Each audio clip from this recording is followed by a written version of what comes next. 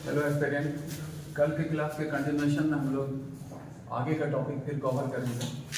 पिछले क्लास में जो साइंस टॉपिक शुरू हुआ था उसमें हम लोग देख रहे थे मैटर का प्रॉपर्टीज, जिसमें ये देख रहे थे हम लोग जनरल प्रॉपर्टीज, स्पेसिफिक प्रॉपर्टीज।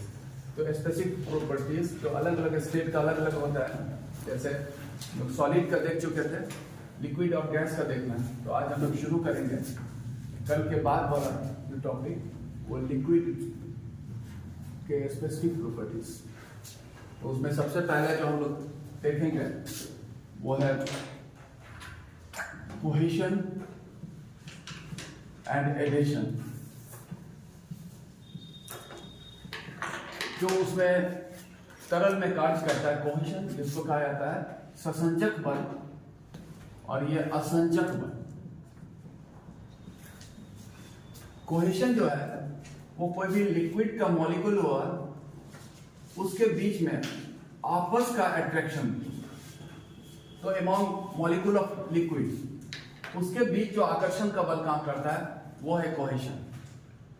और ये हम लोग देख रहे थे कि लिक्विड जिस कंटेनर में रखा जाता है उसका शेप अज्यूम करता है, क्योंकि लिक्विड का फिक्स्ड वॉल्यूम होता है, फिक्स्ड शेप नहीं होता है।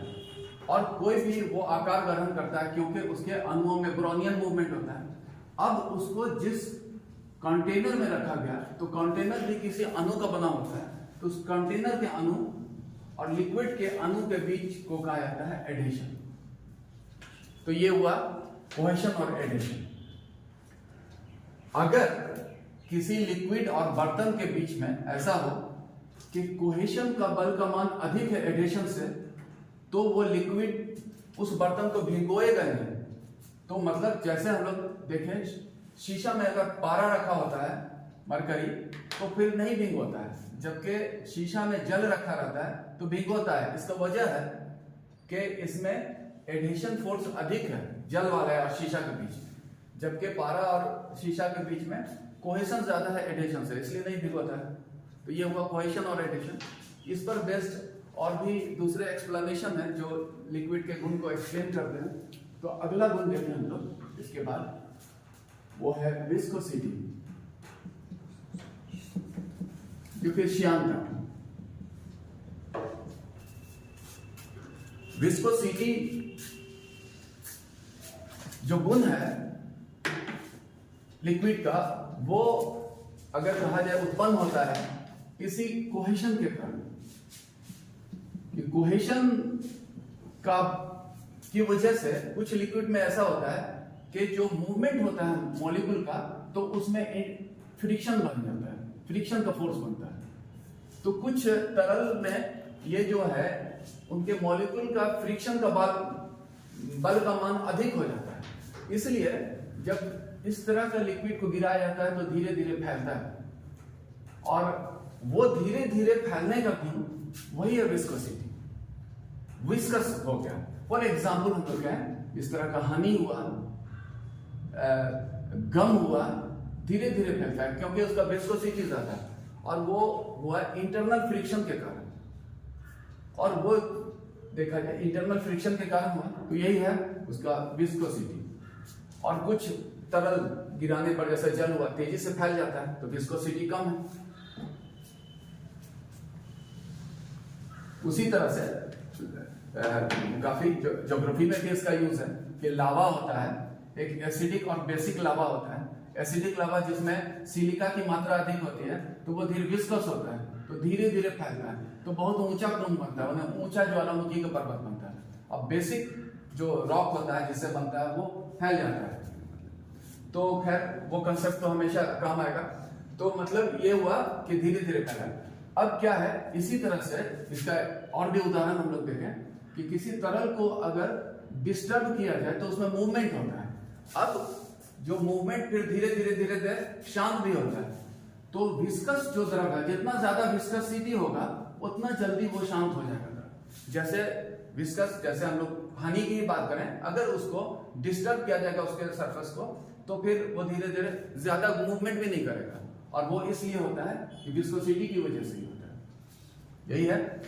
और विस्कोसिटी किसी का ज्यादा किसी का कम, तो इसका मेजरमेंट जो होता है, यूनिट जिसमें मापन किया जाता है वह पॉइस, विस्कोसिटी का जो है मेजरमेंट पॉइस में होता है, वो इसका यूनिट हुआ। अब इसका कुछ और भी हम लोग देखें विस्कोसिटी का, कि एक जो एप्लीकेशन है जिसका खासा महत्व होता है क्वेश्चंस में, कि किसी तरल में अगर किसी ऊपर से गिरने वाले मतलब फ्री फॉलिंग ऑब्जेक्ट उस पर स्ट्राइक करता है, तो क्या है, पृथ्वी की ओर स्वतंत्र रूप से गिरने वाला जो पिंड होता है उसमें acceleration due to gravity generate होता है। तो जिससे क्या होता है, हर क्षण उसका वेग बढ़ता रहता है, और जब वो यहाँ पे टकराता है तो फिर क्या होता है कि जो ग्रेविटी का जो फोर्स है जो उसको खींच रहा है, और यहाँ पर विस्कोसिटी जो उसको रोक रहा है, तो क्या है, ये जो विस्कोसिटी इस ग्रेविटी को न्यूट्रलाइज कर देता है, और न्यूट्रलाइज करने की वजह से फोर्स बनना बंद हो गया। और एक चीज है कि फोर्स के द्वारा किसी पिंड में त्वरण उत्पन्न होता है, तो त्वरण खत्म हो जाता है इसका। त्वरण खत्म होने से क्या होता है, वो पिंड यूनिफॉर्म स्पीड से नीचे की ओर गिरता है, तो वो उसके इस ग्रेविटी के प्रभाव को खत्म करता है कौन, वो विस्कोसिटी। इसलिए एक यहाँ पर फैक्ट हुआ कि किसी तरल में गिरता हुआ पिंड जो होता है एक नियत गति से नीचे आता है, क्योंकि उसमें एक्सेलरेशन नहीं होता है, और वो यूनिफॉर्म वेलोसिटी से जो नीचे आता है उसको कहा जाता है टर्मिनल वेलोसिटी, सीमांत वेग। तो एक कंसेप्ट हुआ आपको टर्मिनल वेलोसिटी का, या फिर हुआ सीमांत वेग, कि तरल में गिरता हुआ पिंड एक नियत गति से नीचे की ओर आता है, और उस नियत गति को ही सीमांत वेग कहते हैं। और इसमें यह होता है तरल का विस्कोसिटी ग्रेविटी के प्रभाव को न्यूट्रलाइज कर देता है, इसलिए ऐसा होता है। अब हर पिंड का सीमांत वेग एक समान नहीं होगा। इसमें यह कहा गया जिस पिंड का त्रिज्या अधिक होता है, रेडियस, उसका सीमांत वेग अधिक होगा। मतलब बड़ा ऑब्जेक्ट थोड़ा जल्दी तेजी से नीचे जाएगा, छोटे ऑब्जेक्ट पिंड की अपेक्षा, वो उसके त्रिज्या पर निर्भर करता है। लेकिन सीमांत वेग का कंसेप्ट नहीं है कि कोई पिंड गया स्ट्राइक किया, पहले तो आ रहा है त्वरण से, हर क्षण वेग बढ़ रहा है, यूनिफॉर्म स्पीड नहीं है, त्वरण है, लेकिन बाद में उस ग्रेविटी या का प्रभाव को खत्म हो जाता है और फिर फिक्स स्पीड से गिरता है। ये है टर्मिनल वेलोसिटी। अब एक चीज और भी देखें हम लोग कि ये विस्कोसिटी जो है उस पर टेम्परेचर का प्रभाव, अगर टेम्परेचर बढ़ा दिया जाए तो विस्कोसिटी पर प्रभाव पड़ता है क्या, विस्कोसिटी कम हो जाता है, वो फैलता है जल्दी। और दूसरा चीज इसके विस्कोसिटी नॉर्मली हर तरल में रहता है, तो ये विस्कोसिटी तरल में रहता है, ये देखिए कम हो गया।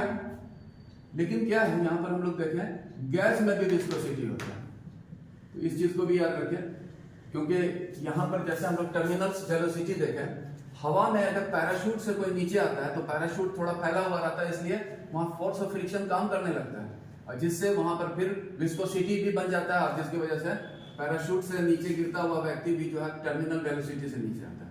तो यहाँ पर हम लोग देखें गैस में भी चूंकि विस्कोसिटी काम करता है, लेकिन इसको अगर गर्म किया जाए तो इसका विस्कोसिटी बढ़ जाता है, तरल में कम हो जाता है, गैस में बढ़ जाता है। और अगला जो विस्कोसिटी से संबंधित हम लोग फैक्ट्स देखेंगे कंसेप्ट, वो है एक आइडियल लिक्विड का कंसेप्ट, मतलब आदर्श तरल। तो या आदर्श तरल का जो परिभाषित किया गया है वो विस्कोसिटी के ही कंटेक्स्ट में किया गया है, और उसमें कहा जाता है ऐसा तरल जिसमें विस्कोसिटी शून्य होता है, श्यानता जो है शून्य हो गया, तो उसको कहा जाएगा आदर्श तरल। तो ये सब विस्कोसिटी के गुण देखें और उससे रिलेटेड फैक्ट्स को देखें।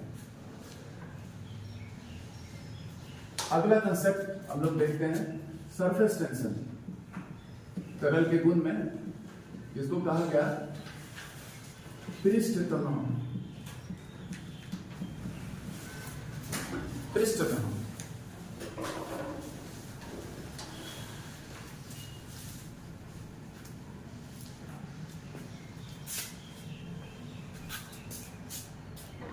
इसमें अभी हम लोग देखे थे कि तरल के अणुओं के बीच फोर्स ऑफ कोहेजन काम करता है, कोहेसिव फोर्स, ससंजक बल काम करता है।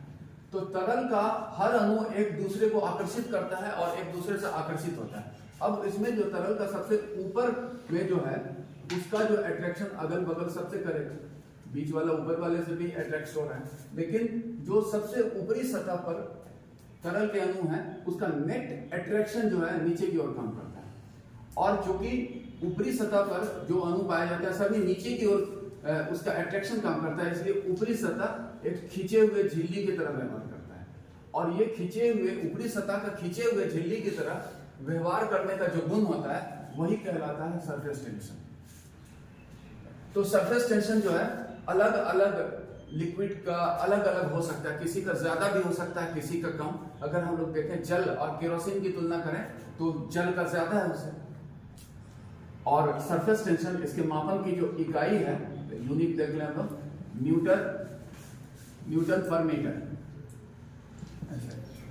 उसके मापन की इकाई।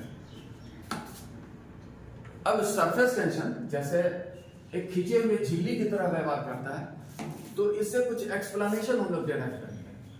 और इसमें सबसे पहला एक्सप्लेनेशन जो हम लोग देखेंगे कि जो है वाटर ड्रॉप जो होता है, ड्रॉपलेट या ड्रॉप छोटा बूंद, वो गोलाकार होता है, गोलाकार। ऐसे बोलते हैं, थोड़ा सा ऐसे हो जाता है, ग्रेविटी भी काम करता है। गोलाकार होने की वजह है सरफेस टेंशन, क्योंकि जो बाहरी अणु है अंदर की ओर आकर्षित होता है और इस वजह से जो होता है रॉड में आता है कि मिनिमम एरिया को बोल लेता है, तो वो गोलाकार दिखता है और उसका एक्सप्लेनेशन यही है सरफेस टेंशन। दूसरा अगर हम लोग देखें, ये कलम से जो लिख रहे हैं और ये इंक बाहर आ रहा है due to surface tension. Ink जो है कलम से लिखना जो हुआ इंक के द्वारा वो सरफेस टेंशन के बाहर निकल रहा है।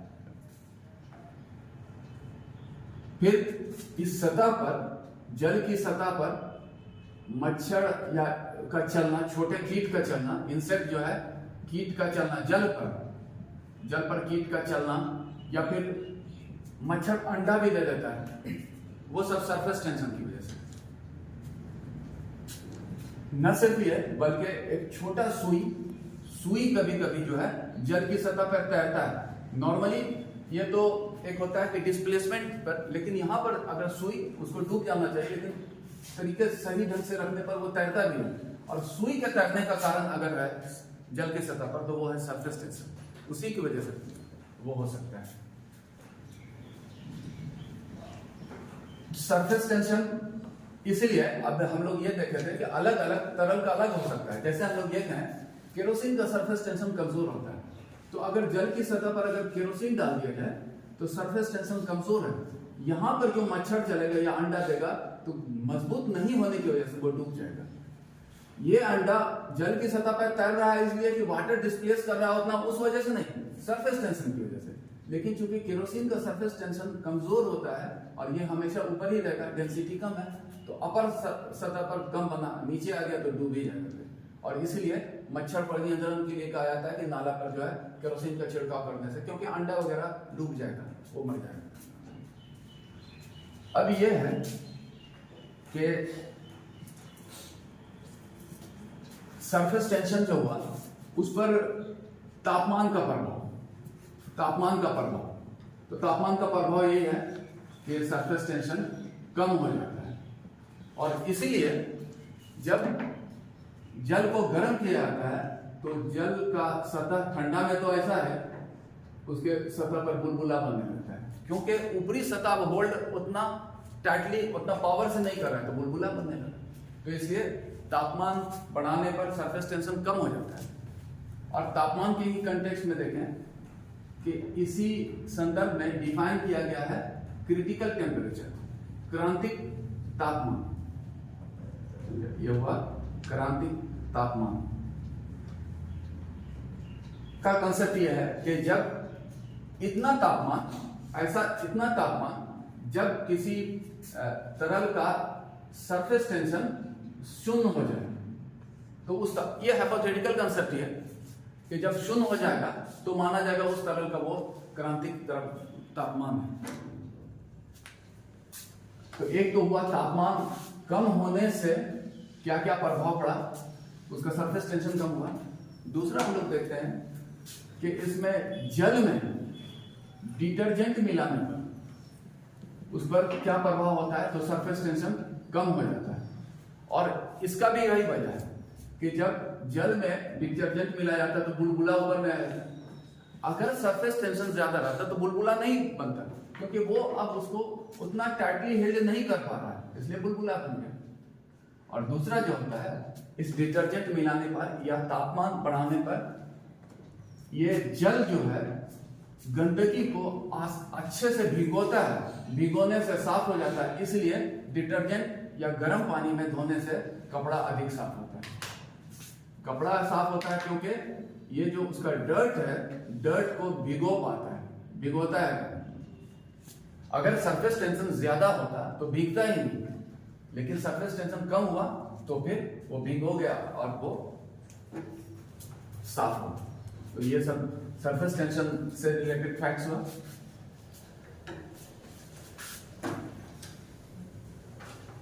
एक चीज हम लोग देखें सरफेस टेंशन के संदर्भ में और विस्कोसिटी के संदर्भ में एक्सप्लेन किया जाता है गुण को तरल का। जैसे एक है लुब्रिकेंट करने से, लुब्रिकेंट जो घर्षण बल के स्नेहक जिसको कहा गया, घर्षण बल के को कम करता है। तो स्नेहक जो लिक्विड होता है उसका इसी कंटेक्स्ट में किया गया है। कैसा होता है, तो उसका होता है हाई विस्कोसिटी, लिक्विड वाले का हम लोग कह रहे हैं, और लो सरफेस टेंशन। जो अच्छा इसी संदर्भ में उसको डिफाइन किया गया।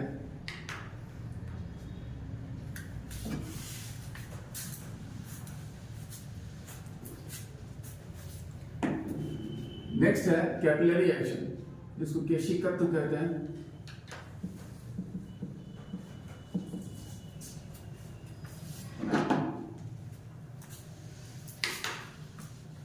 तो कैपिलरी एक्शन क्या है कि एक स्मॉल डायमीटर वाले ट्यूब को जब किसी तरल में डुबोया जाता है तो तरल का स्तर उस पतले नलिका में ऊपर आ जाता है। यही घटना कहलाता है सर कैपिलरी एक्शन। लेकिन ये कैपिलरी एक्शन अगर देखें ऊपर चढ़ता है क्यों, इसका कारण भी जो होता है इसके पीछे भी यही है, सरफेस टेंशन।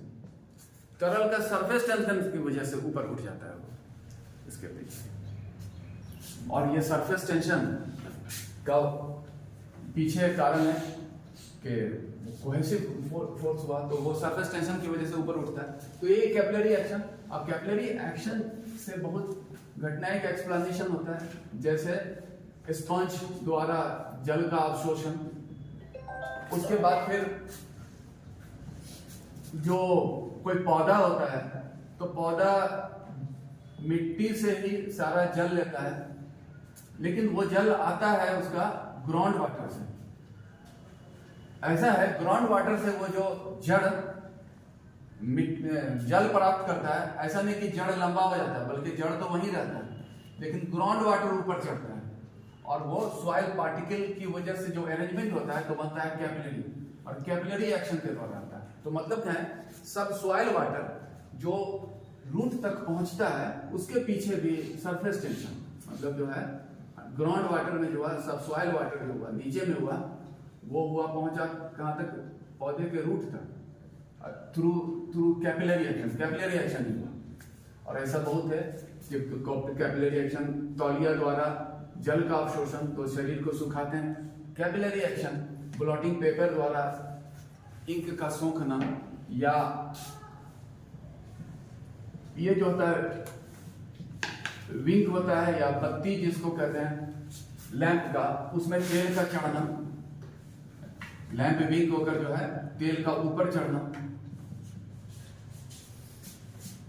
जिससे चिराग वगैरह जलता है, वो भी कैपिलरी एक्शन का उदाहरण है। तो ये सब है कैपिलरी एक्शन। और तरल में ये सब घटनाएं होती हैं, तरल की विशेषता को एक्सप्लेन करता है। तरल का ये हुआ गुण। नेक्स्ट हम लोग देखेंगे अब गैस के विशेषता, गैस स्पेसिफिक प्रॉपर्टीज। तो जो गैस के गुण हैं उसको दर्शाया गया है गैस का नियम के अंतर्गत। बहुत सा गैस उसमें उसके गुण दिखते हैं, तो गैस का कुछ नियम है जो उसके गुण को भी परिभाषित या दर्शाता है। तो एक तो हम लोग देखें डाल्टन्स लॉ ऑफ गैस है, डाल्टन ने दिया था, जो कहता है कि गैस के जो अणु होते हैं उनके बीच में कोई आकर्षण का बल काम नहीं करता है, जिस कारण गैस के अणु एक दूसरे से स्वतंत्र होकर व्यवहार करते हैं, कोई प्रभाव में नहीं आता किसी तरह का अट्रैक्शन का। इसीलिए गैस के अणु में होता है क्या, डिफ्यूजन, क्योंकि गैस के molecule behave independently of each other, और इस वजह से डिफ्यूजन हो जाता है। और इसका हम लोग उदाहरण पिछले क्लास में भी दिए थे कि जो डिफ्यूजन है उसका उदाहरण है कि घर के किसी कोने में अगर किसी तरह का गंध स्प्रे किया जाए तो पूरे कमरे में फैल जाना, ये डिफ्यूजन का उदाहरण है। स्मेल जो होता है दूसरे जगह पे आ जाना, तो चूंकि ये गैस का गुण है। गैस का गुण हम लोग एक इसमें भी देखें, बॉयल्स लॉ, बॉयल का नियम है, जो कि दर्शाता है कि गैस के प्रेशर, वॉल्यूम और टेम्परेचर के बीच का संबंध हो।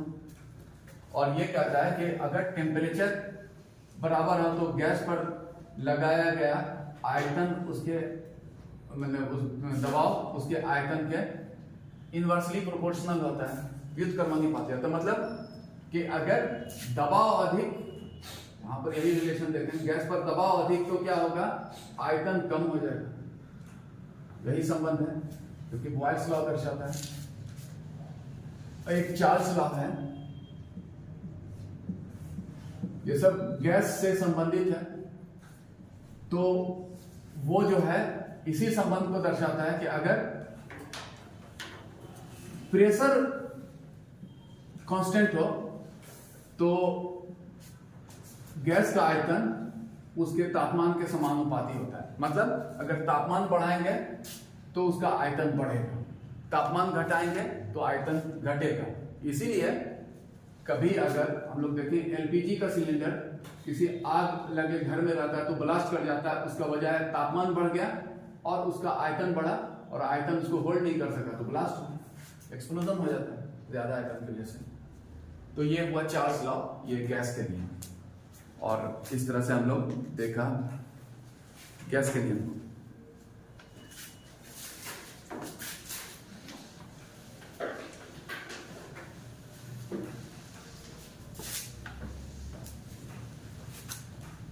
ये तो मैटर का था।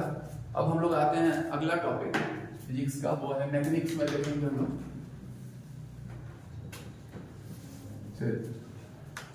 इस टॉपिक में जो आप क्वेश्चंस में खास बात ध्यान रखिएगा कि डिफरेंट क्वांटिटी और कंसेप्ट है, सबका मेजरमेंट होता है, और मेजरमेंट का जो इकाई है उसको आपको थोड़ा याद रखना है कि वो भी क्वेश्चंस के रूप में रहता है। और इस क्लासिफिकेशन के साथ कि एक है होता है वेक्टर और स्केलर क्वांटिटी, मतलब एक सदिश और एक अदिश राशि होती है। और सदिश जो हो गया जिसमें मैग्नीट्यूड के साथ साथ क्वांटिटी के साथ साथ डायरेक्शन भी रहता है, जिसमें मतलब कितना मात्रा है उसका और उसमें दिशा भी है। और इसमें सिर्फ मात्रा दिशा नहीं रहता है, बस यही कंसेप्ट है। क्योंकि इसको भी हम लोग देखते चलेंगे सदिश और अदिश करते हुए, क्योंकि आपके लिए भी वो प्रश्न ही बन सकता है। तो इसमें सबसे पहले हम लोग डिफाइन करेंगे मोशन को, गति को। तो गति को जो डिफाइन किया गया है कि continuous change in the position of a body, किसी पिंड के स्थिति में लगातार परिवर्तन, लगातार परिवर्तन को कहा जाता है मोशन। ये उसका परिभाषा हुआ। अब कुछ मोशन को क्लासिफाई किया गया टाइप्स में। तो वो जो टाइप्स है, कुछ टाइप्स देखें जो कि हम लोग के लिए यहाँ पर रेलिवेंट होगा टैब्स में। तो एक है लीनियर मोशन, डिफाइन भी करेंगे, रैखिक गति कहते हैं, रैखिक एक सरल रेखा में गति, जैसे ट्रेन की गति।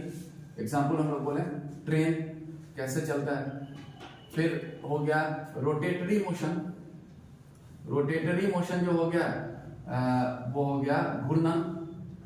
इसका उदाहरण हुआ, आइडियल उदाहरण, पृथ्वी अपने अक्ष पे घूमता है जिसकी वजह से दिन और रात होता है, डेली जो होता है, तो वो घूर्णन हुआ। तो एग्जाम्पल लट्टू घूमना, लट्टू जो घूमता है पृथ्वी का अपने अक्ष पे गति।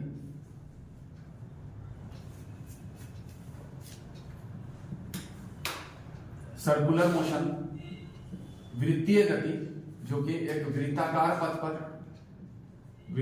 पथ पर हो गया, के एलोंग हो गया। कंपन या वाइब्रेटरी मोशन, कि किसी स्थान के सापेक्ष पिंड का दोनों ओर गति, वाइब्रेटरी मोशन। और इसी में एक वाइब्रेटरी मोशन का ही एक प्रकार सिंपल हार्मोनिक मोशन, SHM जिसको कहते हैं, सरल आवर्त गति जिसको कहते हैं। तो इसमें जो आगे भी हम लोग इस पर चर्चा होगा, ये सब डिफरेंट टाइप का गति है। मेन अभी हम लोग लीनियर मोशन को देखते हैं।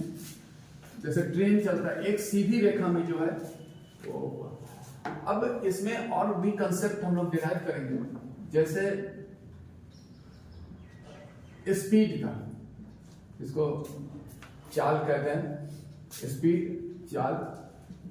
स्पीड को परिभाषित किया गया है किसी पिंड द्वारा इकाई समय में तय की गई दूरी, तो मतलब हुआ डिस्टेंस बटे टाइम, डिस्टेंस बटे टाइम। और यही है इकाई समय में तय की गई दूरी, और इसका यूनिट जो है डिस्टेंस का होता है मीटर, और टाइम का पर सेकेंड, मीटर पर सेकेंड। और इसमें अगर हम लोग देखें दिशा का बोध नहीं होता, इसलिए स्पीड जो होगा वो हो जाएगा इसके अंदर। लेकिन अगला जो है वेलोसिटी, वेलोसिटी को कहा गया कि निश्चित दिशा में तय की गई, जिसको कहा जाता है डिस्प्लेसमेंट, डिस्प्लेसमेंट जिसको कहा गया विस्थापन। तो निश्चित दिशा में तय की गई दूरी, इसका कंसेप्ट यही है कि कोई पिंड अगर इस तरह से चला, A से B पहुंचा, तो ये हुआ पूरा डिस्टेंस, मान लिया कि 4 किलोमीटर है, जबकि यहां से यहां 2 ही किलोमीटर है। तो मिनिमम डिस्टेंस या एरियल डिस्टेंस जो हुआ, तो यही हुआ जो डिस्प्लेसमेंट, और ये हुआ डिस्टेंस। तो मतलब डिस्प्लेसमेंट मतलब हो गया निश्चित दिशा, इसमें दिशा है, निश्चित दिशा में तय की दूरी, और इकाई समय में जो विस्थापन होता है उसको कहा जाता है वेलोसिटी, इसलिए वो हो गया डिस्प्लेसमेंट बटे टाइम। और इसका अगर यूनिट देखें तो सेम यूनिट है, डिस्प्लेसमेंट को भी मीटर में मेजरमेंट करेंगे, मीटर पर सेकंड। लेकिन उससे अंतर यह है कि इसमें जो है ये वेक्टर क्वांटिटी है, क्योंकि इसमें डायरेक्शन है। अगला कंसेप्ट है एक्सेलरेशन का, एक्सेलरेशन त्वरण। तो त्वरण को डिफाइन किया जाता है कि किसी पिंड पर अगर बल लगता है तो उसमें त्वरण उत्पन्न होता है। जैसे ट्रेन पर रुका हुआ है तो इंजन बल लगाता है तो खींचता है, तो वही बल लगाने पर उसमें त्वरण उत्पन्न होता है। और त्वरण को जो है डिफाइन किया गया है वेलोसिटी के कंसेप्ट में कि इकाई समय में वेलोसिटी में परिवर्तन। जैसे ट्रेन अगर रुका हुआ है फिर तेजी से चला तो कितना चला, तो इकाई समय में, मतलब चेंज इन वेलोसिटी, मतलब वेग में परिवर्तन बटे टाइम। तो चेंज इन वेलोसिटी का हो गया मीटर पर सेकेंड, वही मीटर प्रति सेकंड, और फिर टाइम का है सेकेंड, तो इसका यूनिट हो गया मीटर पर सेकेंड स्क्वायर। और इसमें भी है ये वेक्टर क्वांटिटी। तो एक्सेलरेशन जिसको हम लोग ए से या छोटा ए से या एफ से किसी से डिनोट करते हैं, और एक्सेलरेशन बल लगाया गया। उसी तरह से गाड़ी जब आ रही है तो उसको बल लगाया जाता है, ब्रेक लगाया जाता है, तो वो नेगेटिव एक्सेलरेशन होता है, तो उसको कहा जाता है रिटार्डेशन। सेम ही है कंसेप्ट, इसमें भी बल लगा है, ये क्या हुआ, नेगेटिव एक्सेलरेशन। उसका विपरीत है, उसमें वेग को तेज किया जाता है, वेग को रोका, लेकिन यहां पे वेग में परिवर्तन ही हो रहा है, तो वो रुकने वाले में रिटार्डेशन होता है।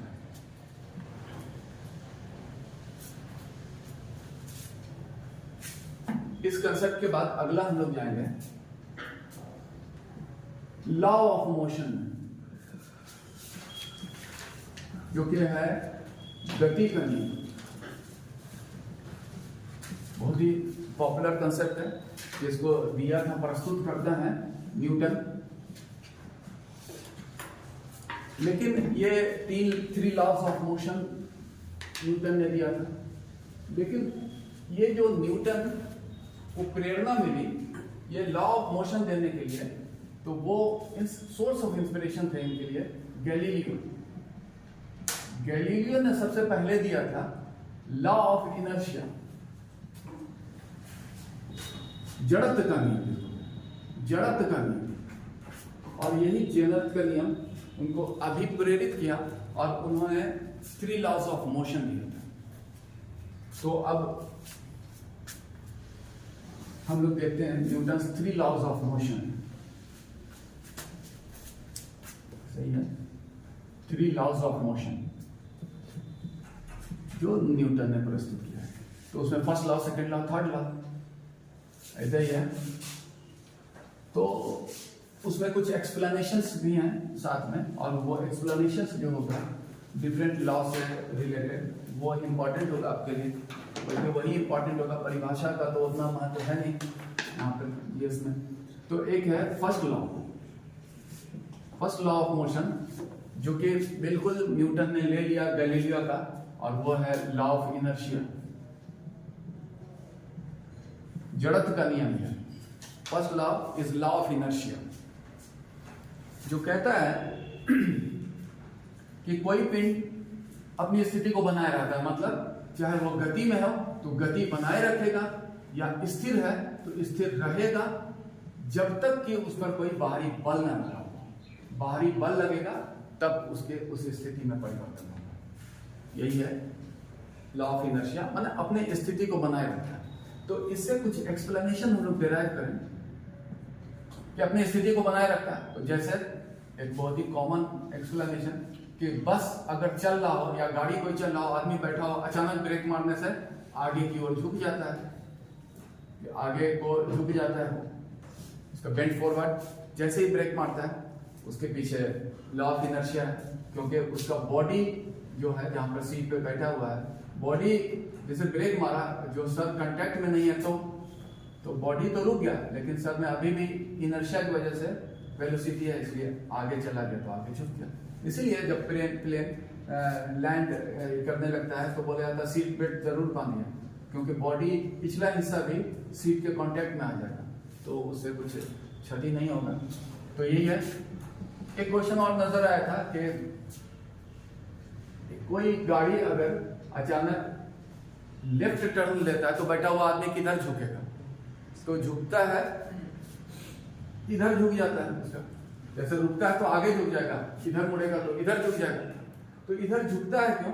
तो एक्चुअली क्या है, ये झुकने की वजह जो है सेंट्रीफ्यूगल फोर्स है, सेंट्रीफ्यूगल फोर्स। लेकिन सेंट्रीफ्यूगल फोर्स क्या है? वो असल में फॉलो कर रहा है इनर्शिया को, कि अगर सीधा रहता तो कोई बात ही नहीं है, लेकिन इधर मुड़ गया तो आगे जाने का टेंडेंसी। जैसा कि आगे झुका, तो अगर उसमें भी आपको रहा कि वो बाएं अगर गाड़ी मुड़ा तो आदमी का बॉडी किधर झुकेगा, तो दाएं। वो तो वही क्वेश्चन था जो हमको नजर आया। लेकिन अगर पूछा कि क्यों झुका दाएं, तो उसमें दो चीज हो सकता है, एक तो सेंट्रीफ्यूगल फोर्स, दूसरा इनर्शिया। क्योंकि सेंट्रीफ्यूगल फोर्स क्या है? इनर्शिया की वजह से तो बना है सेंट्रीफ्यूगल फोर्स, तो यही है। तो मतलब बाएं गाड़ी मुड़ा बाएं तो आदमी झुका दाएं, इसमें भी इनर्शिया काम किया। अब क्वेश्चन आपको थोड़ा अलर्ट करना है, देखना है क्या सेंट्रीफ्यूगल फोर्स भी है क्या, तो फिर आप देखेंगे। लेकिन सेंट्रीफ्यूगल फोर्स क्या है? उसी की वजह से बनता है, इनर्शिया की वजह से।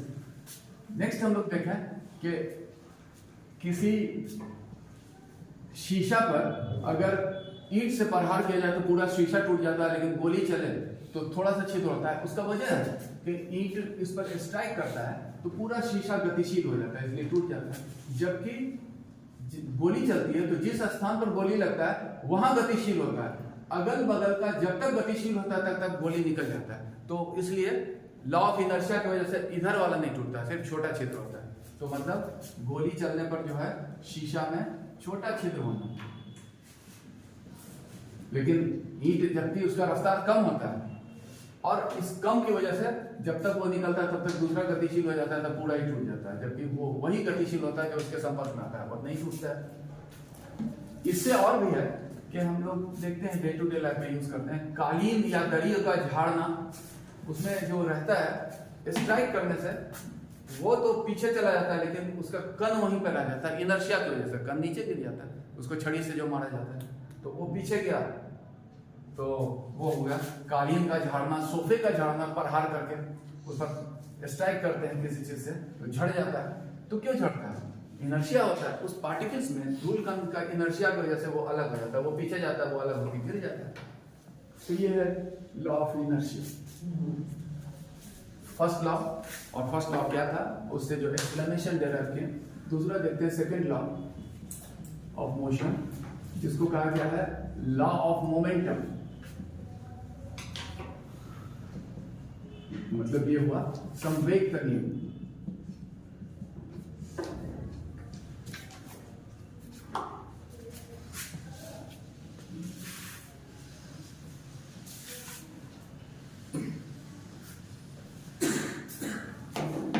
तो इसमें यही है परिभाषा, हालांकि परिभाषा आप लोग के लिए रिलेवेंट नहीं। ये कहते हैं कि किसी पिंड के संवेग में परिवर्तन उस पर लगाए गए बल के समानुपाती होता है, जितना बल उस पर लग रहा है। यही है। तो इसमें एक कंसेप्ट है जो हम लोग डिफाइन करेंगे, मोमेंटम जो कि हो गया संवेग, एक है बल फोर्स। तो थोड़ा उसको डिफाइन कर लेते हैं। तो ऐसा है, इसमें आता है ये कंसेप्ट। तो मोमेंटम जिसको कहा गया संवेग, किसी पिंड में उसके द्रव्यमान और गति के कारण उत्पन्न होता है। ठीक है, तो इसका कारण है पिंड का जो है मास और उसका जो है वेग, वेलोसिटी इसको इफेक्ट करता है। इसलिए मोमेंटम का वैल्यू होता है मास इंटू वेलोसिटी, इसी का गुणनफल होता है, mv से तीनों किया जाता है। इसका हम लोग उदाहरण देखें, मोमेंटम जनरेट होता है कैसे। जैसे कि किसी कांटी को, जो हथौड़ा हैमर होता है, उसको दीवार में ठोकना है तो इस हथौड़े को थोड़ा बैक लिफ्ट लेकर तब मारते हैं। तो बैक लिफ्ट क्यों लेते हैं? वो होता है मोमेंटम जनरेट करने के लिए। बैट्समैन क्रिकेट खेलता है तो बॉल आता है तो उसके लिए भी बैक लिफ्ट रहता है, खाली बैट को वहीं पे खड़ा रहता है, बॉल आता है उसी को हिट करता है, तो उसमें पावर नहीं आता। तो मोमेंटम की वजह से पावर आता है, उसमें स्ट्राइक करता है। ठीक है, तो यही बात हुआ।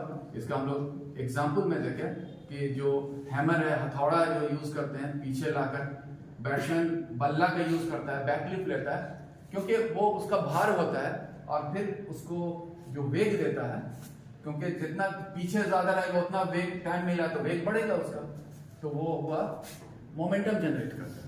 जैसे कुछ बैट्समैन का, जैसे सचिन तेंदुलकर का कहें, बैट बल्ला थोड़ा भारी होता था तो वो इसलिए ज्यादा मोमेंटम जनरेट करता था, उसको ऐसा ही हैबिट था और बॉल भी जाता था वैसे ही। तो कहने का मतलब ये हुआ कि वो जनरेट करता है।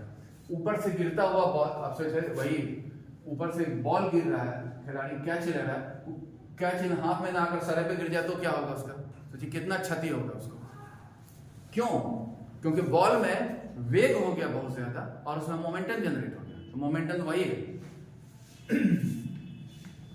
मोमेंटम का जो है इकाई है, यूनिट अगर देखें तो मास का किलोग्राम और वेलोसिटी का मास केजी किलोग्राम मीटर पर सेकेंड होता है वेलोसिटी का। तो यही है मोमेंटम।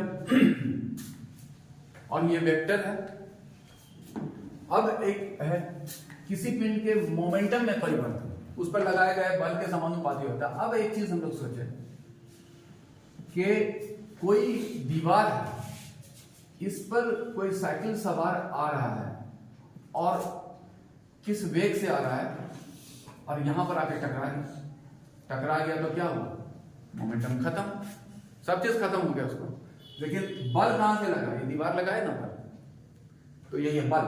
अब यहां पर क्या है कि ज्यादा स्पीड से आ रहा था 20 किलोमीटर, आता 30 किलोमीटर से, तब भी दीवार हो सकता है रोक लेता, मोटा दीवार था। लेकिन तब होता क्या, इसको इंपैक्ट लगता ज्यादा। अभी अगला चक्का टूटा है, 30 से आता अगला पिछला सब टूट जाता उसका, ऐसा ही था। तो क्या हुआ, वो जो इंपैक्ट पड़ा चेंज ऑफ मोमेंटम का, चेंज ऑफ मोमेंटम जो हुआ तो इंपैक्ट पड़ा, उस इंपैक्ट को कहा जाता है चेंज ऑफ मोमेंटम की वजह से जो इंपैक्ट पड़ता है तो उसको कहा जाता है इंपल्स, ठीक है, जिसको कहते हैं आवेग।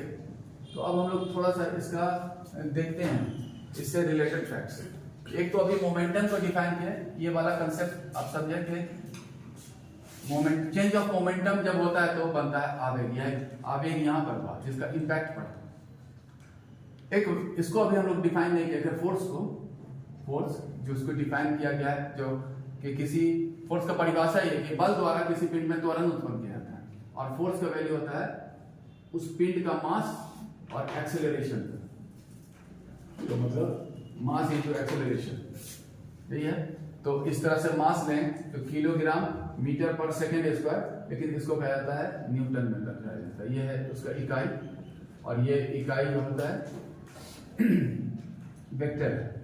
तो इस पर जो बल लगा, इधर वाला बल लगा, दीवार बल लगा है, उसके वजह से इसमें आवेग बना, मतलब चेंज इन मोमेंटम हुआ इसका।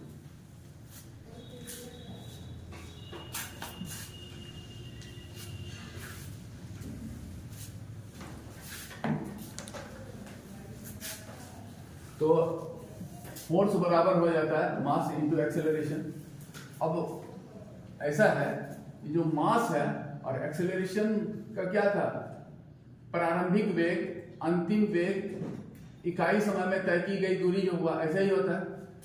एक इकाई समय में वेग में परिवर्तन की दर को कहा गया,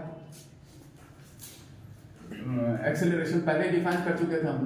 तो इस तरह से निकालते हैं, तो प्रारंभिक मोमेंटम, अंतिम मोमेंटम, प्रारंभिक मोमेंटम, ऐसे हुआ, ये चेंज इन मोमेंटम हुआ, ये फोर्स है। तो अब है क्या, ये हुआ इंपल्स, चेंज इन मोमेंटम, जो इंपैक्ट हुआ, तो इंपैक्ट हुआ, इंपल्स बराबर हो गया फोर्स इनटू टाइम, यही चीज है। अब यहां पर क्या है कि इंपल्स अगर फोर्स है, हम लोग ये कहें रोकने वाला फोर्स, जैसे आया था मोमेंटम आया था 20 का यहाँ पर, यहाँ पर 30 का, तो रोकने वाला बल अगर, तो ये 30 का इंपैक्ट बना। मान लिया बल जो है अब कितना लगेगा यहाँ पर, कि अगर टाइम बढ़ा दिया जाए, यहाँ पर टाइम वहीं पे खत्म हो रहा है तुरंत, तो यहाँ पर समय अगर 1 ही सेकंड में रुक रहा है तो इसमें बल लग रहा है 30 का बल लग रहा है इधर से। लेकिन अगर ये 2 सेकंड में रुक रहा है तो बल लगेगा 15 ही। तो मतलब अगर यहाँ पर हम लोग कहें दीवार की जगह कोई जाल रहता, तो यहाँ से जाल से टकरा कर वो साइकिल यहाँ तक खींचा जाता है, और इसमें लग जाता है 2 सेकंड। तो 2 सेकंड लगता है तो क्या हो जाता है, इंपल्स तो वही है 30, लेकिन क्या हुआ, समय ज्यादा लग गया इसमें। समय बढ़ने से क्या हुआ, बल का मान घट जाता है।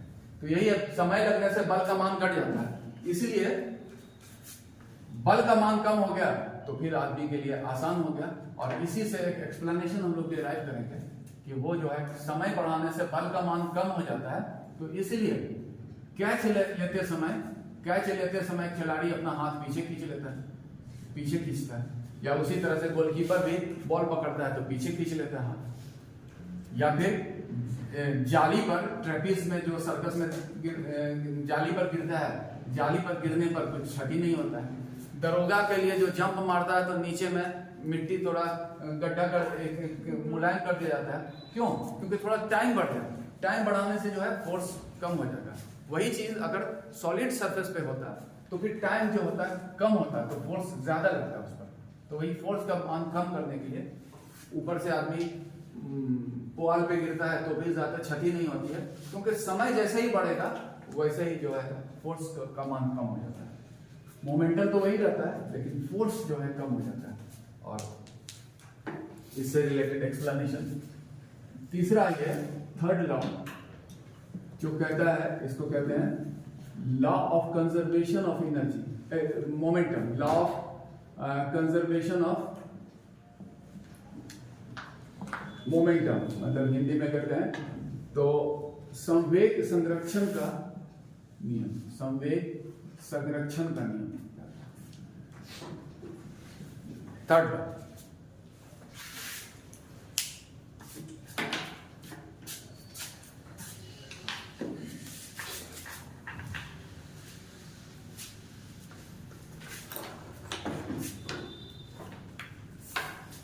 इसमें बहुत ही पॉपुलर डिफिनेशंस है कि प्रत्येक क्रिया के बराबर और विपरीत प्रतिक्रिया होती है। प्रतिक्रिया, रिएक्शन टू एवरी एक्शन, यही है law of conservation of momentum. और इससे जो होता है एक्सप्लेनेशन जो हुआ कि रॉकेट का उड़ना, जो तेजी से उसका जो एग्जॉस्ट होता है तो उड़ जाता है, बॉल का टकरा कर वापस लौटना, बॉल का जो है टेनिस के बॉल का उछलना, टकरा कर लौटना, कुछ भी बॉल का टकरा कर लौटना। फिर हम लोग देखें तैरना, चलना, क्योंकि हम लोग जमीन पर प्रेशर डालते हैं आगे बढ़ जाते हैं, तो वो हुआ, वो भी थर्ड लॉ ऑफ मोशन। फिर ये जो है सब बहुत ही ट्रेडिशनल उदाहरण है कि गाड़ी, घोड़ा द्वारा गाड़ी का खींचना, घोड़ा द्वारा गाड़ी का खींचना, नाव को सेल करना, चलाना, नाव को चलाना, ऐसे करके ये सब थर्ड लॉ को फॉलो करता है। गोली चलने पर बंदूक का धक्का, मतलब बंदूक जो हुआ, अगर गोली से रिलीज हुआ तो उसको धक्का का महसूस होना, तो ये सब थर्ड लॉ को से एक्सप्लेन होता है। नेक्स्ट आते हैं हम लोग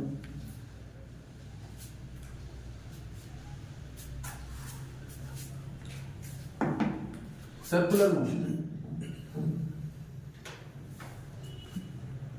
जिसको कहा गया वृत्तीय गति।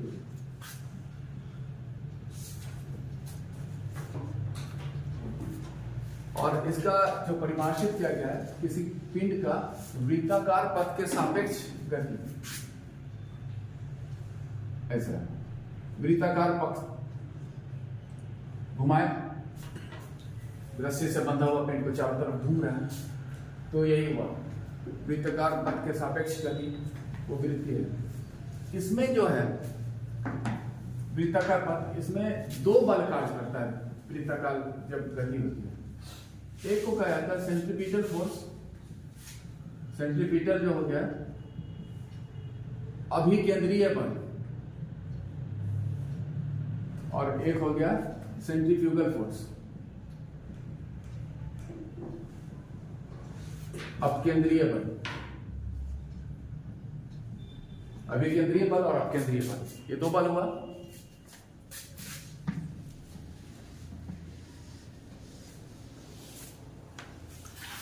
तो जो सेंट्रीपिटल फोर्स होता है वो केंद्र की ओर लगने वाला बल होता है, ये काम करता है, इसका दिशा होता है केंद्र की ओर लगता है। जैसे हाथ घुमाने तो हाथ पे बल लगेगा, और सेंट्रीफ्यूगल फोर्स जो होता है वो वेलोसिटी के कारण जनरेट होता है चारों तरफ, इसलिए एक निश्चित वेलोसिटी के बाद ही होगा, हल्का घुमाएंगे तो नहीं होगा। और जब ये जब हो रहा होता है तो दोनों फोर्स का मान बराबर हो जाता है, सेंट्रीपिटल फोर्स बराबर सेंट्रीफ्यूगल फोर्स। सेंट्रीफ्यूगल फोर्स जो होता है बाहर की ओर लगने वाला होता है, बाहर की ओर लगने वाला,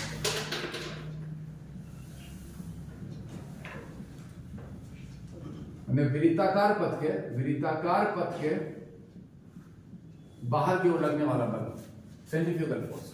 और सेंट्रीफ्यूगल फोर्स एक तरह से कहें वो इनर्शिया ही है, क्योंकि वो गतिशील है और हमेशा सीधी रेखा में जाने का टेंडेंसी रहता है। तो इसलिए अगर इसमें यह चीज हुआ कि इसका दिशा क्या है, दिशा हुआ ऐसा रहता है, ये वृत्ताकार पथ के लंबवत। यहां पर ये कहने का मतलब ये हुआ परपेंडिकुलर टू ये जो होता है सर्कुलर पाथ उसमें जाता है। और कहने का मतलब ये है कि अगर घुमा रहे हो रस्सी के से किसी कंकड़ के टुकड़े को अचानक टूट गया तो किधर जाएगा, तो टेंजेंशियल जाएगा, वो मतलब लंबवत दिशा में आगे बढ़ जाएगा। यही है दिशा उसका, बाहर की ओर लगता है। तो अब हम लोग ये देखें इसमें कुछ पहला चीज कि ये हो रहा है इस तरह का मोशन। इसे एक्सप्लेनेशन में से पहले एक कंसेप्ट देखें। अब कोई पिंड यूनिफॉर्म वेलोसिटी से एक समान वेग से सर्कुलर मोशन कर रहा है, तो क्या उसमें त्वरण है कि नहीं है? तो त्वरण का जो शुरू में परिभाषा देखे थे कि वेग में परिवर्तन की दर है, वेग में परिवर्तन की दर, इकाई समय में वेग में परिवर्तन होता है। तो यहां पर अगर वेग में परिवर्तन नहीं हो रहा है तो फिर त्वरण नहीं है। जैसे कोई ट्रेन चल रहा है और एक समान वेग से चल रहा है, ऐसा एक समान वेग से चल रहा है, तो उसमें त्वरण, एक समान वेग है तो उसमें त्वरण हो गया 0, क्योंकि जब उसमें एक्सेलरेशन होगा तो उसका वेलोसिटी बढ़ेगा, हर क्षण हर सेकंड बढ़ेगा। लेकिन वहां पर एक समान वेग से चला है तो वही बात त्वरण। अब यहां पर है क्या कि एक समान वेग से सर्कुलर मोशन कर रहा है, तो क्या त्वरण है?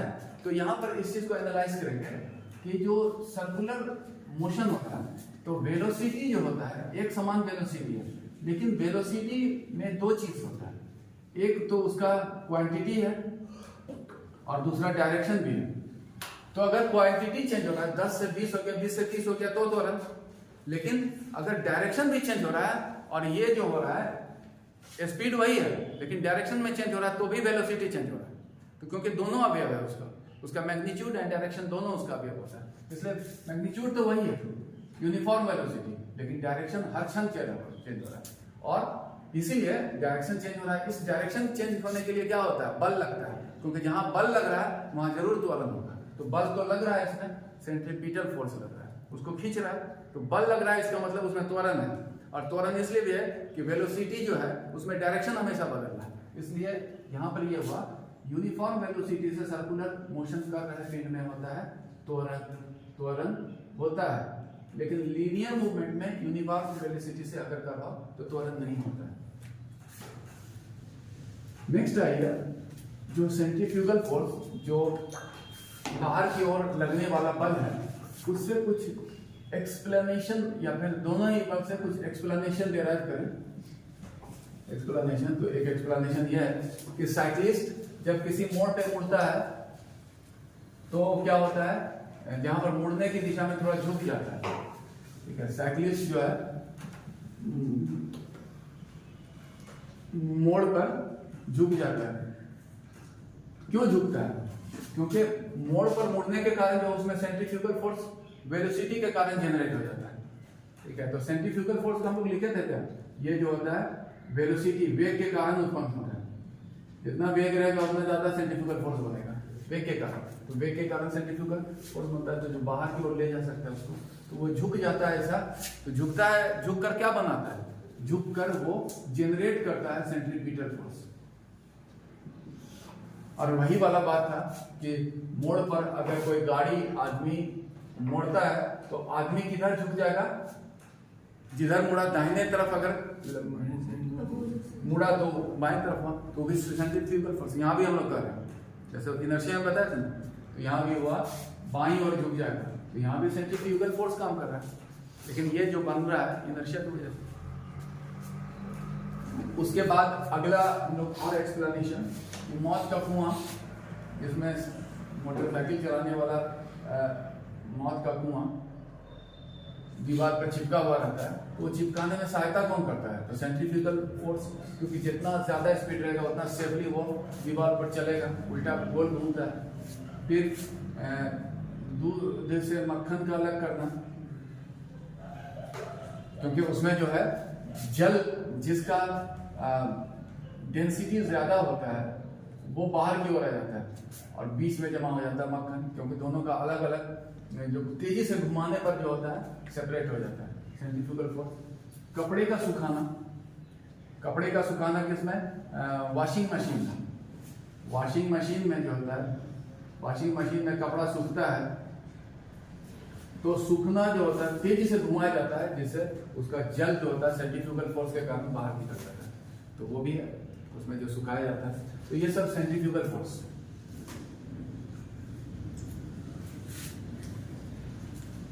और एक चीज हम लोग देखें, ये सर्कुलर मोशन का जो अवधारणा है वो जो प्रस्तुत किया था वो भी न्यूटन ने ही दिया था, महान वैज्ञानिक और फिलोसोफर थे।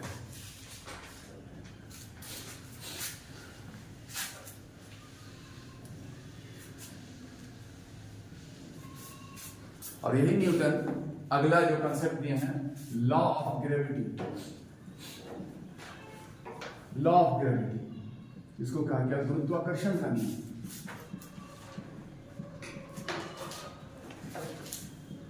जैसा कि हम लोग कहें वैज्ञानिक के बहुत ज्यादा योगदान है उनका विज्ञान में, फिजिक्स में, चीजों में उन्होंने दिया है योगदान, हीट में, लाइट में, मैकेनिक्स में उनका है।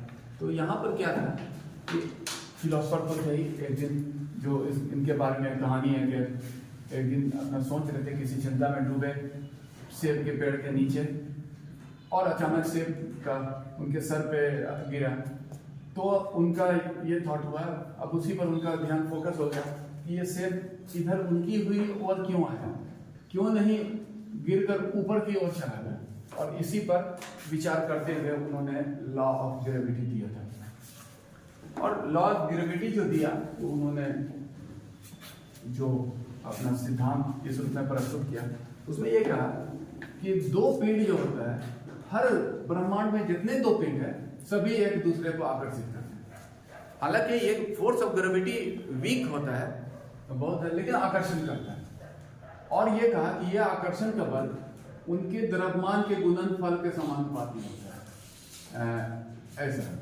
और उनके दूरी अगर ऐसा है, यहां से इसको कहते हैं ये वाला दूरी नहीं ये वाला दूरी, तो मतलब ऐसा है, एक दूसरे को आकर्षित करता है। ब्रह्मांड में हर पिंड, दो पिंड जो होता है एक दूसरे को आकर्षित करता है, फोर्स ऑफ अट्रैक्शन हर पिंड में काम करता है। और ये आकर्षण का बल उनके इसके द्रव्यमान के गुणनफल के समानुपाती होता है और इनवर्सली प्रोपोर्शनल होता है उस पिंड के गुरुत्व केंद्र, दोनों पिंड के गुरुत्व केंद्र के बीच की दूरी के वर्ग की। तो ऐसा होगा। तो ये हो गया गुरुत्व केंद्र से दूरी, दोनों पिंड के गुरुत्व केंद्र से दूरी। और इसको जो फोर्स को डिराइव किया जाता है एक नियतांक से, m1 m2 बाय d या r स्क्वायर कहें, r कहते हैं इसको, ऐसा ही दर्शाया जाता है। जो दोनों पिंड का द्रव्यमान हुआ r, गुरुत्व केंद्र के बीच, दोनों पिंड के गुरुत्व केंद्र की दूरी, जहां पर g को कहा जाता है एक कांस्टेंट है, नियतांक है, और इसको कहा जाता है universal capital G, universal gravitational constant, universal gravitational constant कहा जाता है कैपिटल G, जो कि एक कांस्टेंट है जिसका मान होता है, जिसका वैल्यू है, क्या है 6.67 न्यूटन मीटर स्क्वायर पर केजी स्क्वायर, ऐसा ही बताया गया। Sorry 6.67 into 10 to the power -11, newton metre square पर केजी स्क्वायर। मीटर में 11 किलोमीटर में 50। मीटर में 11 किलोमीटर में जाएंगे तो 50 हो जाएगा। तो ये हो गया। अब क्या है कि इसको यूनिवर्सल ग्रेविटेशनल कांस्टेंट कहा गया कि पूरी ब्रह्मांड में इसका मान जो होता है एक समान होता है, एक समान वैल्यू होता है, इसलिए यूनिवर्सल ग्रेविटेशनल कांस्टेंट का। और इसका वैल्यू जो है सर्वप्रथम जो निर्धारित किया था, सर्वप्रथम निर्धारण किया था जी का वैल्यू इतना है, वो थे एक दूसरे वैज्ञानिक, वो थे हेनरी कैवेंडिश। उन्होंने डेराइव किया था यूनिवर्सल ग्रेविटेशनल कांस्टेंट का।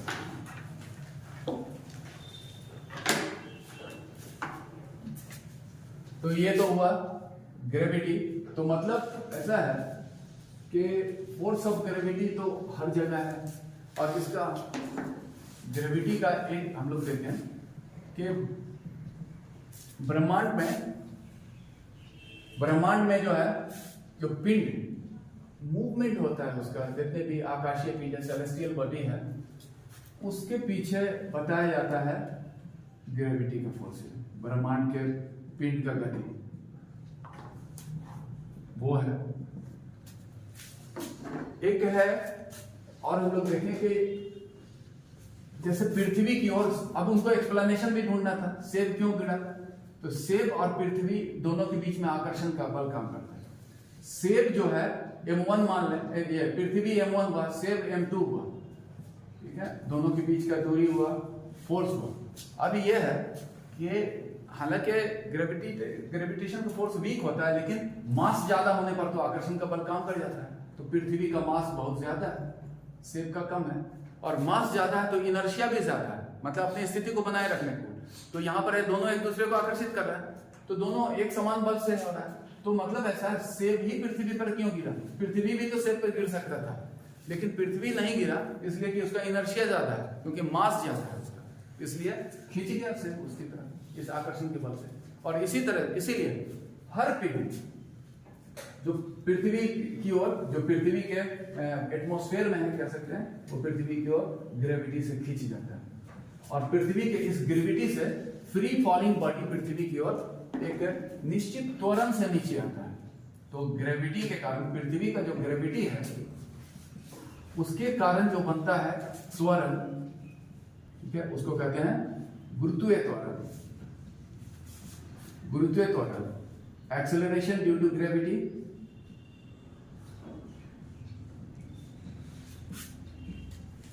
जिसको डिनोट किया जाता है स्मॉल जी से।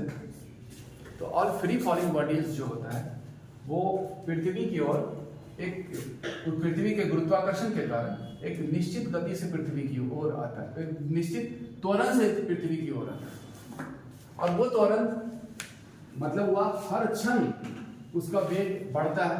तो जिसका वैल्यू है, जिसका एवरेज वैल्यू है, एवरेज वैल्यू बताया गया है ऑफ जी, वो हो गया 9.8 मीटर पर सेकेंड स्क्वायर। तो मतलब हर सेकेंड फ्री फॉलिंग बॉडी में गेन होता है वेलोसिटी 9.8 मीटर पर सेकेंड। तो जितना ऊंचाई से फेंका गया उतना ही, तो अंतिम वेग कितना समय में कोई आया तो उससे हम लोग उसका कितना वेलोसिटी जनरेट हुआ वो भी पता चल सकता है। तो ये एवरेज वैल्यू। तो यहां पर हम लोग कहें खींच रहा है, और बल द्वारा तो त्वरण उत्पन्न होता है, तो पृथ्वी के खिंचाव से त्वरण उत्पन्न हो गया, वही त्वरण का वैल्यू इतना है 9.8 मीटर से एवरेज वैल्यू। क्योंकि यहां पर एक कंसेप्ट है फिर कि पृथ्वी जी का मान, ये हो गया पोल, ये हो गया इक्वेटर, पृथ्वी का सतह। तो अब पृथ्वी के सतह पर जो है, पृथ्वी पर या आसपास इसका वैल्यू में अंतर होता है, ये एवरेज वैल्यू है। तो इसका मैक्सिमम होता है, अगर मैक्सिमम होता है कहां पर, तो पोल पर। अच्छा, मैक्सिमम होता है पृथ्वी की सतह पर, पृथ्वी की सतह पर होता है। इसका मतलब ये हुआ पृथ्वी की सतह से ऊपर या नीचे जाने पर जी का मान कम होता है। यहाँ पर इससे हुआ सतह के ऊपर या नीचे जाने पर पृथ्वी की सतह से जी का वैल्यू कम होता है। देखिए, इस कंसेप्ट से भी हम लोग फिर दूसरा कंसेप्ट को डिराइव करेंगे।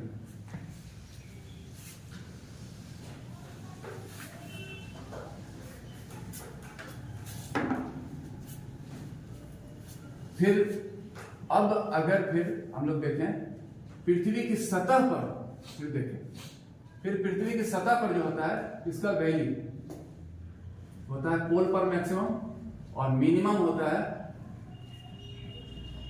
इक्वेटर पर।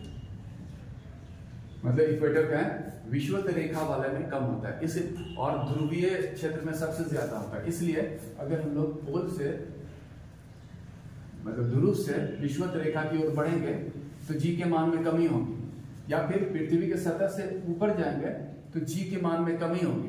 पृथ्वी के सतह से किसी तरह से नीचे जाए तो भी जी का मान कम होगा। तो ये तो हुआ एक्सेलरेशन ड्यू टू ग्रेविटी। अब जो है ये एक्सेलरेशन ड्यू टू ग्रेविटी, जिससे वो पिंड खिंचाव होता है, तो हर पिंड पर पृथ्वी का अलग अलग बल कार्य करता है। जिसका मास अधिक होता है उसको अधिक बल से खींचता है, क्योंकि जो है ये जो पृथ्वी पर जो है पृथ्वी का गुरुत्वाकर्षण के कारण गुरुत्वाकर्षण का जो बल लगता है पिंड पर, वो कहते हैं पिंड का भार। पिंड का भार क्या है कि force of gravity acting on any object, वही है उसका भार। तो फोर्स ये जो है उसको कहा गया वेट, तो जिसका वैल्यू होता है उस पिंड के द्रव्यमान और उसका जी के मान के गुणनफल के बराबर। मतलब द्रव्यमान अधिक है तो उसका जो है फोर्स अधिक लगेगा, तो फोर्स अधिक लगा तो भार अधिक हो गया, तो भार अधिक हो गया तो वही हुआ वेट, जिसको जो हम लोग वेट का यूनिट अगर हम लोग देखें तो क्या है न्यूटन। वेट का यूनिट मास का होता है किलोग्राम। तो यही है वेट उसका, जो कि उसके द्रव्यमान और उस पर लगने वाले जी के गुणनफल के बराबर होता है। तो वेट का कंसेप्ट हम लोग देखें तो हर पिंड जो है पृथ्वी के गुरुत्वाकर्षण के कारण उसमें जो है वेट बन रहा है। अगर गुरुत्वाकर्षण ना हो तो वेट खत्म हो जाएगा, क्योंकि वेट हमेशा क्या कर रहा है क्वार्ट्स सेंटर ऑफ अर्थ काम कर रहा है, पृथ्वी के और काम कर रहा है, और पृथ्वी हर चीज को खींच रहा है। यही हुआ वेट। अब एक चीज हम लोग देखें, किसी पिंड पर का वेट का भार पृथ्वी पर सबसे ज्यादा कहां पर होगा, तो वो आप इसी कंसेप्ट से डिराइव कर सकते हैं जो जी का वैल्यू है। तो सबसे भार जो होगा पृथ्वी पर मैक्सिमम होगा कहां पर, तो पोल पर, पृथ्वी की सतह पर देखें, और मिनिमम होगा तो इक्वेटर पर। तो उससे एक फिर आपको ये जो कंसेप्ट हुआ, लेकिन कंसेप्ट से जो एप्लीकेशन है, जो आपका अंडरस्टैंडिंग हुआ, जैसे टेनिस का मैच खेला जा रहा है और टेनिस का मैच उस लोग स्मैश करता है बॉल को, तो टकराने के बाद सबसे ऊंचाई कहां पर पहुंचेगा, पोल पर कि इक्वेटर पर, यही चीज है। तो अगर हम लोग देखें उसमें कि सबसे ऊंचाई प्राप्त करेगा, यहाँ पर देखिए एक्सप्लेनेशन जो हुआ है इस कंसेप्ट पर कि टेनिस का बॉल वो टकराने के बाद जमीन से सबसे ऊंचा कहां पर होगा, तो सबसे ऊंचा जहां पर फोर्स ऑफ अट्रैक्शन कम होगा, और फोर्स ऑफ अट्रैक्शन कम होगा इक्वेटर पर। इक्वेटर पर टेनिस का बॉल ज्यादा ऊंचाई प्राप्त करेगा, अधिक ऊंचा। ये हुआ इक्वेटर पर, पोल की तुलना में पोल पर उतना ऊंचा नहीं जाएगा, इक्वेटर में टकराएगा तो बहुत ऊंचा पे जाएगा, ज्यादा ऊंचा पे जाएगा कंपैरेटिवली, क्योंकि यहां पर क्या हुआ वेट अधिक है, मतलब पृथ्वी का आकर्षण अधिक है। अब हुआ क्या कि अगर किसी पिंड को पोल से इक्वेटर की ओर ले जाएंगे तो उसके वेट में क्या होगा, कमी होगा। फिर पोल से या फिर पृथ्वी के सतह से नीचे की ओर आते हैं तो क्या होगा, तो उसके भार में कमी होती जाएगी। यही है, भार में कमी होगी, और फिर यहां पर पृथ्वी के केंद्र पर पिंड का मान का भार पृथ्वी के केंद्र पर क्या हो जाता है, जी का मान शून्य हो जाता है। ये तो हम लोग यहां नहीं लिखे थे, जी का मान पृथ्वी के केंद्र पर जो होता है शून्य हो जाता है, इसलिए जो है भार जो हो जाएगा शून्य हो जाएगा उसका। फिर जैसे जैसे आगे बढ़ेगा मोमेंटम से भार में वृद्धि होगी, यहाँ पर ज्यादा हो जाएगा। यही है पृथ्वी का एक हाइपोथेटिकल कंसेप्ट इसे डेराइव किया गया। तो अब आइए, यही है वेट का, कहां पर वेट में चेंज होगा, एक एवरेज है, इसलिए पृथ्वी के सतह से ऊपर जाएगा ये हुआ सतह से ऊपर गया तब भी भार में कमी हो जाएगा। भार में कमी का वजह हुआ कि जी का वैल्यू कम हो गया। तो ये सब कुछ डिराइव है, तो आप डिराइव कीजिएगा कंसेप्ट गेन करने के बाद। अब ये हुआ कि किसी पिंड को अगर हम लोग ऊपर से गिर रहा है तो ठीक है, पृथ्वी खींच रहा है, लेकिन पृथ्वी की सतह से ऊपर फेंके तभी तो पृथ्वी खींच रहा है। तो पृथ्वी खींच रहा है तो कितना उस पर लग रहा है गुरुत्वाकर्षण, हर क्षण इतना स्पीड कम करेगा उसका मीटर पर सेकेंड से। और करते करते करते करते एक समय आएगा कि इसको अगर आप 25 से भेजे हैं तो हर सेकंड 9.8 9.8 9. माइनस होते होते एक समय आएगा कि उसका जीरो हो जाएगा। जीरो हो जाएगा तो वहां रुक जाएगा, फिर वापस आ जाएगा। यही चीज है, तो ये वापस आ जाएगा। अब यहां पर यह है कि अगर, लेकिन ये जो है पृथ्वी का गुरुत्वाकर्षण एक सीमा तक ही काम कर रहा है। एक सीमा, बहुत दूर जाइएगा तो बहुत वीक हो जाएगा, और इसको बहुत ज्यादा अगर त्वरण से फेंके हैं तो फिर इतना जाते जाते जाते जाते एक जगह आया, खिसते खिसते कम तो कर रहा है, लेकिन एक समय आया कि पृथ्वी के गुरुत्वाकर्षण से मुक्त हो गया, उसके बाद अंतरिक्ष में चला गया। तो उसके लिए बहुत वेग से फेंकना पड़ेगा। तो ऐसा है, उस वेग जिससे फेंकने पर कोई पिंड पृथ्वी के गुरुत्वाकर्षण के प्रभाव से मुक्त होकर अंतरिक्ष में चला जाता है, उसको कहा जाता है एस्केप वेलोसिटी। एस्केप वेलोसिटी या पलायन वेग। यहाँ पलायन वेग है, पलायन वेग। तो पलायन वेग जो है मतलब वो वेग जिससे फेंकने पर कोई पिंड पृथ्वी के गुरुत्वाकर्षण के प्रभाव से मुक्त होकर अंतरिक्ष में चला जाता है। इसका यहाँ पर वैल्यू है, डिफाइन तो हम लोग करेंगे, इसका वैल्यू है 11.1 किलोमीटर पर सेकेंड। इससे फेंकने पर मुक्त हो जाता है।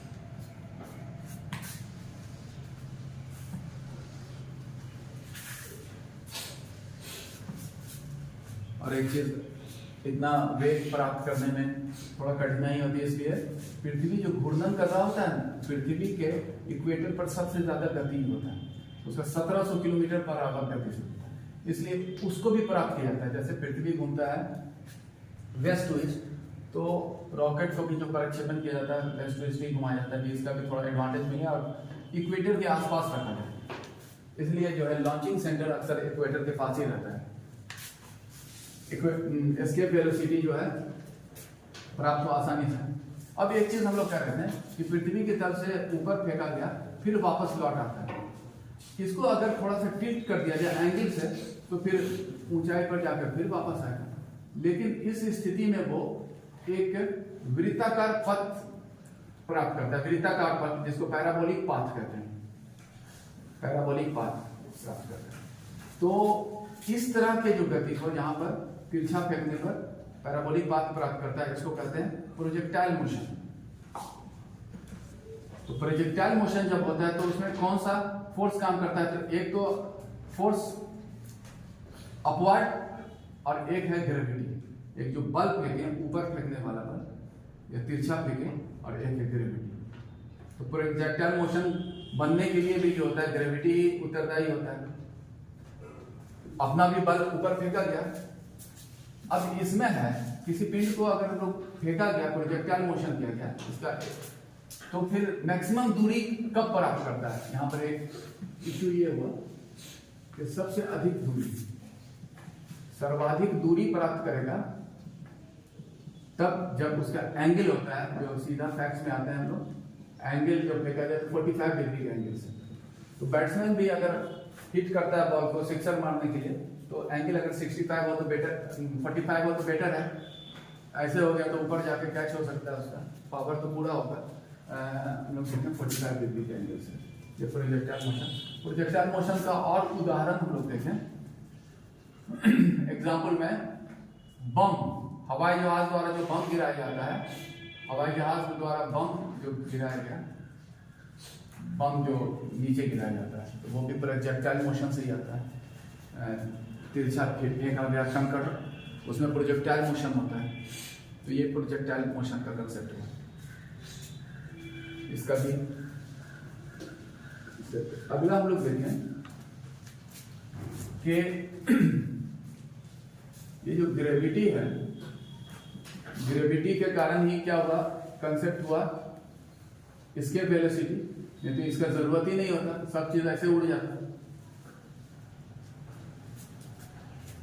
और खिंचाव है इसका चंद्रमा पर जो होता है जी का वैल्यू बताया गया है कि पृथ्वी का जो जी है उसका 1/6 होता है, वो लगभग 1.67 मीटर पर सेकेंड स्क्वायर।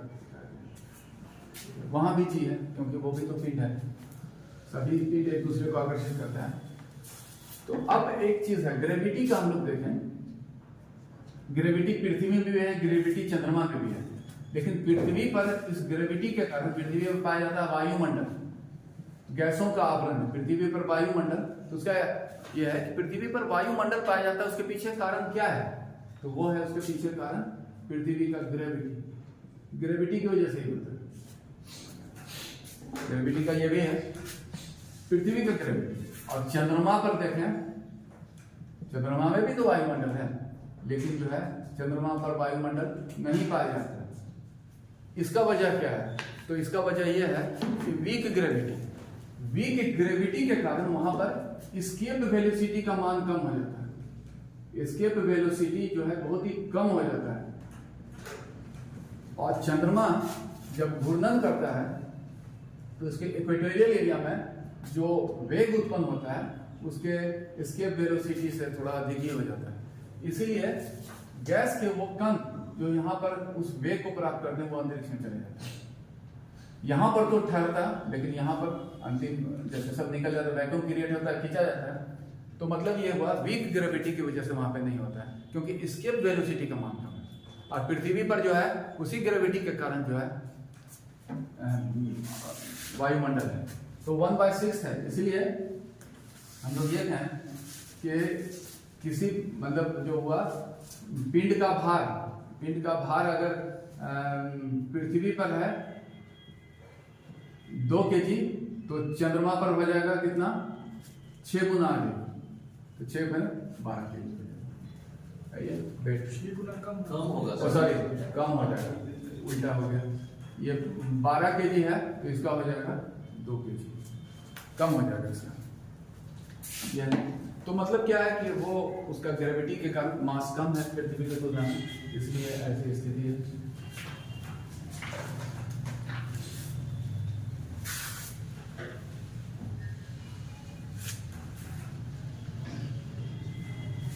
अब एक हम लोग इसी ग्रेविटी से कंसेप्ट डेराइव करते हैं। जैसे एस्केप वेलोसिटी देखें, उसके पीछे वायुमंडल के होने के पीछे ग्रेविटी है, प्रोजेक्टाइल मोशन में ग्रेविटी है। एक है सेंटर ऑफ ग्रेविटी का कंसेप्ट।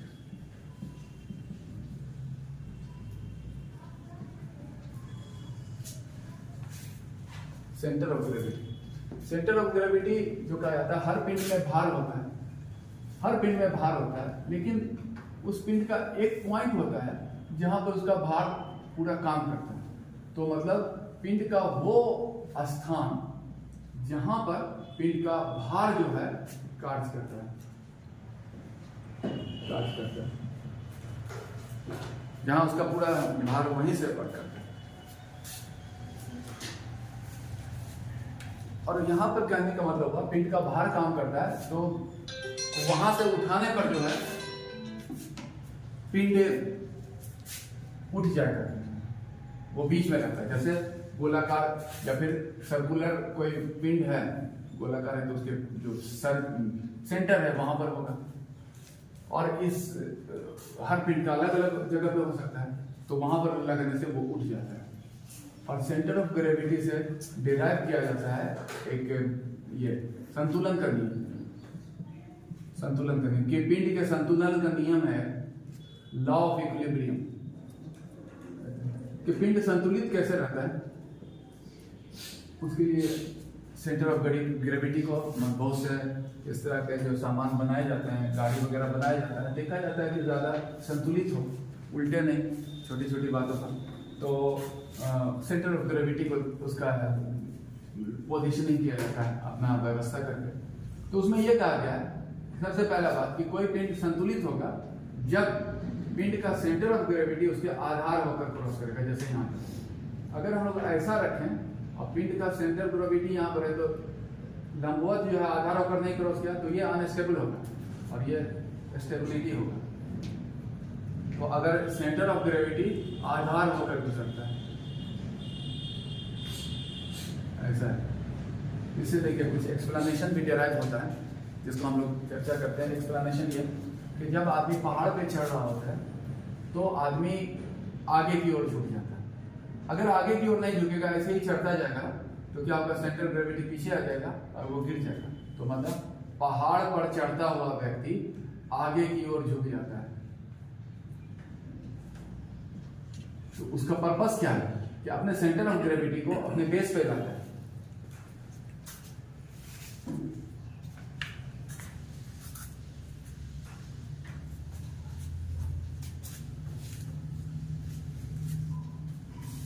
फिर जितना नीचे सेंटर ऑफ ग्रेविटी रहेगा, जैसे अगर इस पिंड को हम लोग यहां पर देख रहे हैं, इसको अगर ऐसे गिरा दिया जाए तो मिनिमम हाइट पे आएगा। तो जो है जितना नीचे सेंटर ऑफ ग्रेविटी रहेगा, जितना नीचे वो अधिक स्थिर रहेगा, अधिक स्थिर, ज्यादा संतुलित रहेगा सेंटर ऑफ ग्रेविटी के कंटेक्स्ट में। और बाकी तो है अधिक मास है तो अधिक स्थिर है, जिसका सतह जो है ज्यादा अधिक है, ये ज्यादा स्थिर है इसकी तुलना में। तो सेंटर ऑफ ग्रेविटी के कंटेक्स्ट में हम लोग डिफाइन कर रहे थे, ये सेंटर ऑफ ग्रेविटी। अब सेंटर ऑफ ग्रेविटी जब हम लोग देखें तो एक और कंसेप्ट है, उसके बाद मोशन इसके बाद ही देख सकते थे, वो हम लोग देखते थे। हल्का सा इसका देख लें, सिंपल हार्मोनिक मोशन के बारे में देखते हैं, जो कि डिराइव होता है सेंटर ऑफ ग्रेविटी से। सरल आवर्त करें,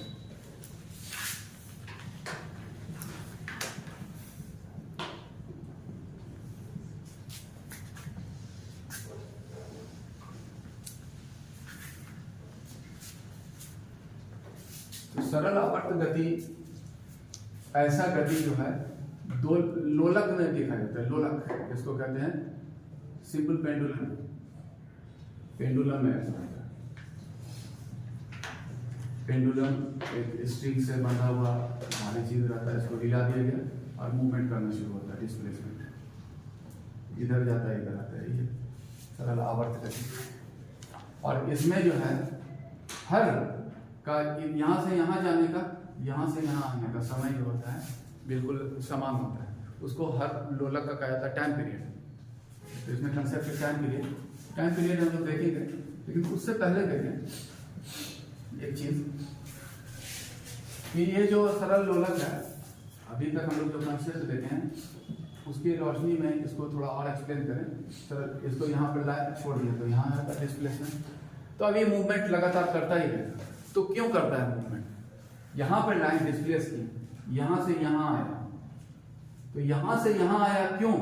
क्योंकि उसको ग्रेविटी खींच रहा है, उसका टेंडेंसी है नीचे आने का, छोड़ देते नीचे गिरता, बांधा हुआ है इसलिए नीचे की ओर। ये सबसे इस सिंपल पेंडुलम का सबसे निचला पोजीशन है, और बोले सबसे नीचा है तो सबसे स्थिर है, तो स्थिर में आने का कोशिश किया, छोड़ दिया तो यहाँ से आ गया। लेकिन यहाँ जो आया, क्यों आया? इसके पीछे जो कारण है ग्रेविटी का, और ग्रेविटी फोर्स है तो इसमें त्वरण उत्पन्न किया। त्वरण मतलब वेग बढ़ा दिया। वेग बनने से पिंड में क्या होता है? संवेग बनता है, और संवेग बनने से यहाँ पर तो संवेग बनते बनते मैक्सिमम पे आ गया। संवेग की वजह से अब उसको रोकेगा कोई तब ना रोकेगा, बल लगेगा, बल नहीं लगा तो आगे चला गया। तो ये आगे क्यों किया? ये संवेग के कारण, मोमेंटम के कारण किया। और फिर मोमेंटम का यहाँ पहुंचा, फिर यहाँ क्यों आया? इधर लौटा, फिर ग्रेविटी के कारण, और फिर यहाँ पहुंच गया मोमेंटम के कारण। तो ग्रेविटी मोमेंटम के कारण वो दोलन करना शुरू कर देता है। यही है उसका, एक तरफ ग्रेविटी, दूसरी तरफ एक तरफ। तो इस तरह से जो है, और इसका जो है हर लोलक का एक आवर्त का समय समान है। एक कंप्लीट जो होता है मूवमेंट करने का जो होता है, यहां से शुरू किया फिर वहां पर पहुंच गया, तो वो फिक्स होता है, उसको कहा जाता है आवर्त का या टाइम पीरियड। और टाइम पीरियड बराबर होता है 2 पाई L/G। जहां पर एल जो है लोलक की लंबाई और जी जो है एक्सेलरेशन ड्यू टू ग्रेविटी, यही चीज है यहाँ पर। इससे रिलेटेड इसी फॉर्मूला से यही है लोलक का आप करते हैं।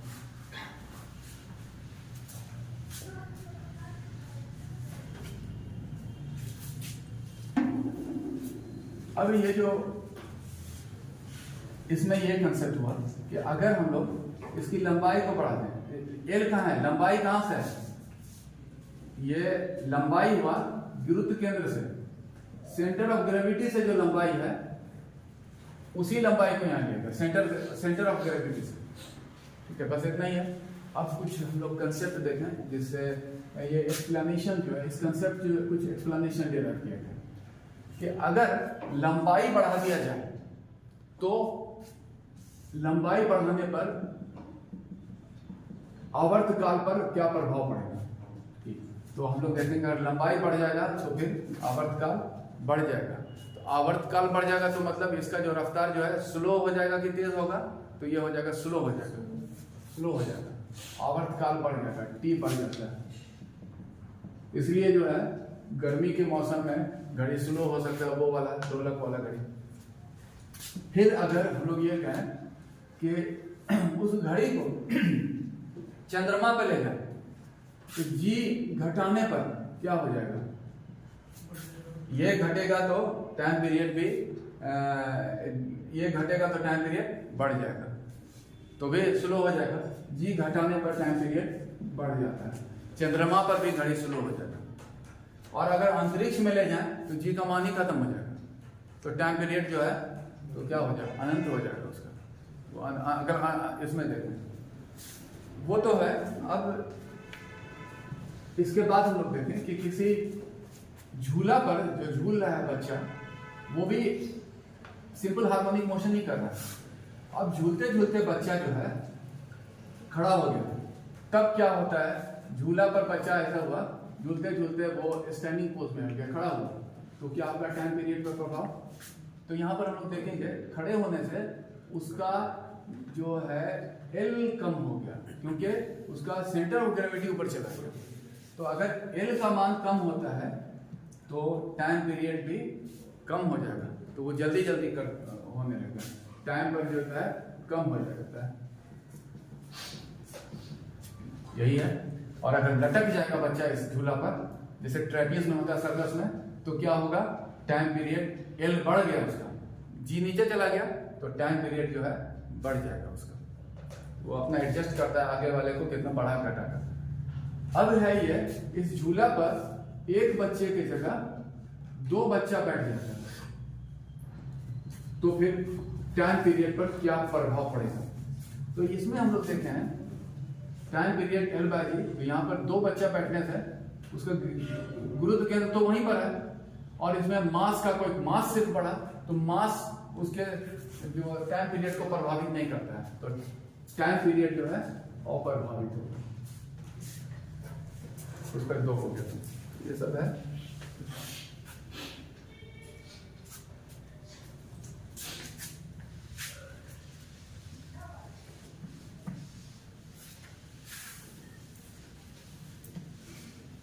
तो जो गुरुत्वाकर्षण है वो भी एक बल है। कुछ अन्य बल के उदाहरण देखें हम लोग डे टू डे लाइफ में, अन्य बल जो कि हम लोग ऑब्जर्व करते हैं, एक को कहते हैं टॉर्क, इसको कहा जाए बल आघूर्ण,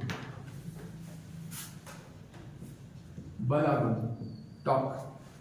तो जो टॉर्क है, जैसे हम लोग किसी नट है उसको खोलने के लिए रिंच यूज करते हैं, और रिंच से यहां पर बल लगाए, खाली इसी को हाथ से खोलते तो मुश्किल था, या अगर ये छोटा होता तभी दिक्कत था, यहाँ किए तो यही और टॉर्क। तो मतलब है, इसको कहते हैं किसी पिंड को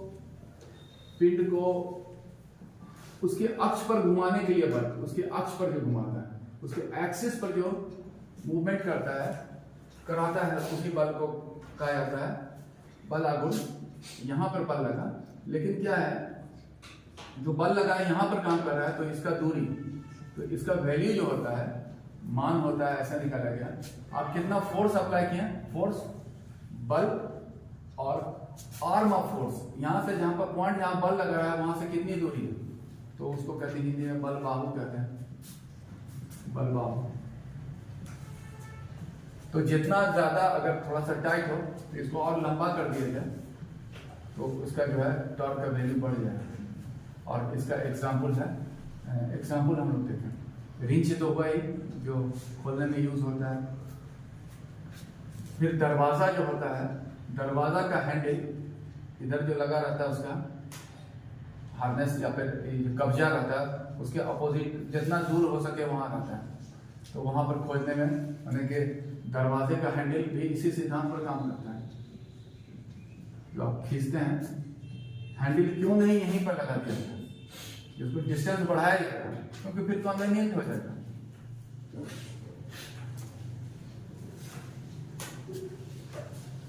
जितना दूरी बढ़ेगा उतना आसानी होगा।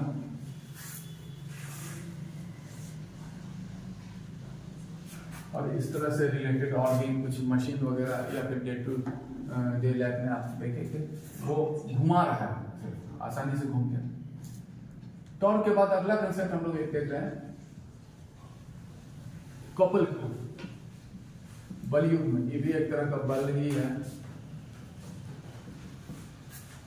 और वो जो होता है दो समान और विपरीत बल, समान एवं विपरीत दिशा में लगने वाला बल, कपल लगता है। जैसे इसका हम लोग उदाहरण दें अगर, तो स्टीयरिंग व्हील को जो चलाते हैं दोनों बल लगाते हैं, स्टीयरिंग व्हील। उसके बाद जो की से ताला खोलते हैं,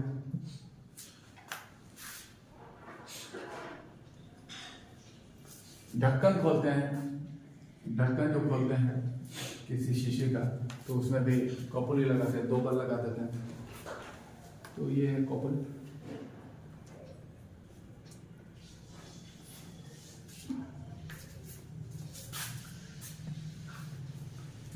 इन सब जो कंसेप्ट का यूज है। जैसे एक और भी है कि जैसे साइकिल हम लोग देखते हैं, साइकिल का चक्का जो होता है उसमें स्पोक्स रहता है। इसकी जरूरत क्या है, सीधे क्यों नहीं रहा? तो उसमें क्या होता है कि मास को दूर किया जाता है, मास। और मास को दूर करने से क्या होता है, उसमें एक बार जब स्टार्ट कर दिया जाए तो फिर आसानी से चलने लगता है।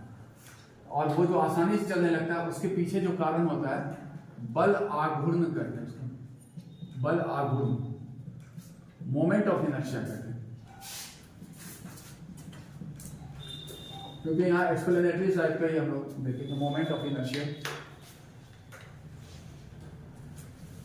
मोमेंट ऑफ इनर्शिया क्या है, इसमें घूर्णन करने वाली पिंड में, घूर्णन करने वाली पिंड में उसका रेडियस मतलब मास केंद्र से दूर रहने पर उत्पन्न होता है, दूर रहने पर उत्पन्न होता है। जितना दूर रहेगा तो मोमेंट ऑफ इनर्शिया होगा। तो इसका होता है एमआरएस, जितना रेडियस है, मास कितना है और रेडियस ये होगा। ऐसा ही है, मैथमेटिकली तो डेराइव नहीं करना पड़ता, मोमेंट ऑफ इनर्शिया मास जितना दूर है। इसलिए एक्सप्लेनेशन क्या है, जैसे कि साइकिल के चक्के में स्पोक्स का होना, चक्के में स्पोक क्यों दिया जाता है, दूर काफी उसका टायर रखा जाता है कि मोमेंट ऑफ इनर्शिया जनरेट करे। वैसे आटा चक्की मिल वगैरह से नहीं, बड़ा सा रहता है, लोहा से लगा दिया जाता है और इसमें बाहर की ओर ज्यादा वेट दे दिया जाता है, क्योंकि एक बार चलाने में दिक्कत है, उसके चल गया तो फिर आसानी से चलता है। मोमेंट ऑफ इनर्शिया के कारण कोई भी गोलाकार पिंड लुढ़कता है आसानी से, मोमेंट ऑफ इनर्शिया जनरेट हो जाता है। अगर नहीं रहता तो फिर हर बार समान बल लगाना था, शुरुआत करने में ज्यादा उसका बिजी हो जाता है। तो चक्के में इसलिए मास दूर रखा जाता है, स्पोक दिया जाता है कि मोमेंट ऑफ इनर्शिया जनरेट करते हैं। अगला कंसेप्ट जो इसी मैकेनिक्स में देखेंगे हम लोग, वर्क पावर एंड एनर्जी।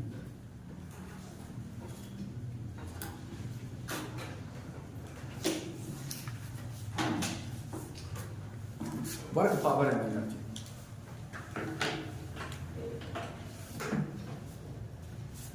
तो इन सब कंसेप्ट को हम लोग डिफाइन करें पहले।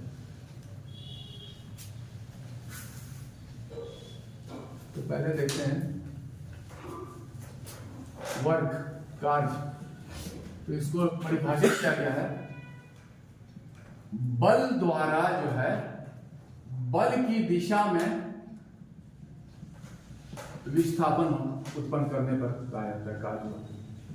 बल द्वारा बल की दिशा में विस्थापन, ये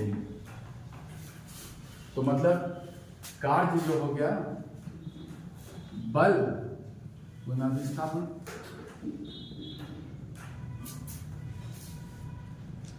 विस्थापन न्यूटन हो गया, मीटर हो गया।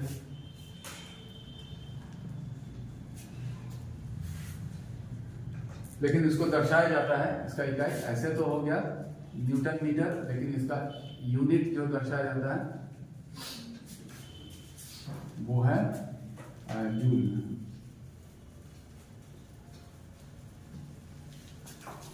जूल उसका है। और इसका अगर हम लोग देखें वेक्टर की स्केलर, तो इसको कहा गया है स्केलर पॉइंट, अदिश। दिशा का बहुत नहीं होता है, ये अदिशी मानेंगे। जो हम लोग परिभाषा दिए थे उससे कुछ चीज देखें कि अगर एक अक्सर रहता है कि कोई कुली सामान उठाया है तो क्या काम हुआ? कुली ने प्लेटफॉर्म से सामान उठाया है तो क्या हुआ? उठाया है अगर तो काम तो हुआ, क्योंकि जो उठाया है उठाना डिस्प्लेसमेंट हुआ, उधर ही उठा रखा था, काम हुआ। लेकिन उठा के फिर रख दिया तो काम नहीं हुआ, टोटल डिस्प्लेसमेंट जीरो। सर पर रखकर वो चल रहा है तो काम हुआ? तो काम नहीं हुआ, क्योंकि वो सर पर रखकर बल सर के ऊपर लगा रहा है लेकिन चल रहा है इधर। तो जिधर डिस्प्लेसमेंट हो रहा है पिंड का इधर, तो हम लोग कहें बल की दिशा में डिस्प्लेसमेंट होना चाहिए। वो ठेल कर ऊपर पहुंचा देता तो होता काम, लेकिन ठेल के उधर चल रहा है। बल लग रहा है वर्टिकल, चल रहा है हॉरिजॉन्टल, तो इसलिए वो काम नहीं हुआ।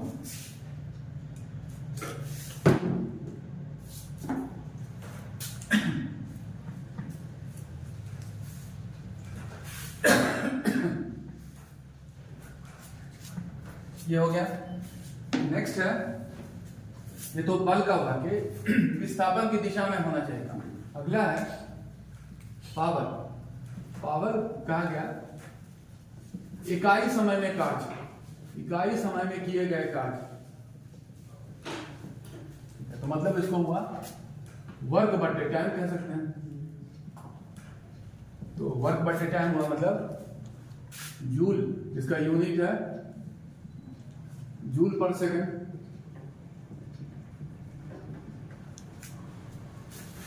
तो ये भी एक अदिशी राशि हुआ इसमें तो कुछ। और 1 जूल पर सेकंड बराबर होता है वाट, इसका इकाई है ये वाट। और भी इकाई यूज होता है, बहुत से इकाई है कि एक इकाई है हॉर्स पावर भी, अश्व शक्ति, बहुत सी चीजों में यूज होता है। तो वो होता है 1 हॉर्स बराबर होता है 746 वाट। इसको भी पावर की इकाई के रूप में यूज किया जाता है।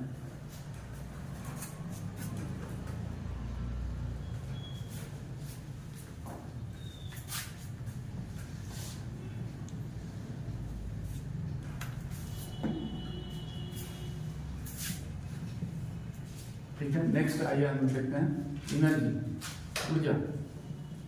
उधर ऊर्जा को डिफाइन किया गया है कार्य करने की शक्ति, कार्य करने की क्षमता, कैपेसिटी टू डू वर्क, वही एनर्जी। इसको ऐसे ही डिफाइन करते हैं।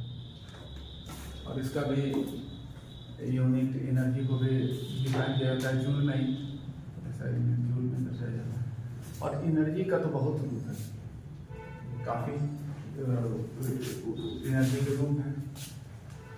तो इसका जो प्रकार है बहुत तरह का प्रकार है, लेकिन जो हम लोग के लिए यहाँ पर हम लोग देखेंगे मैकेनिकल एनर्जी, यांत्रिक ऊर्जा।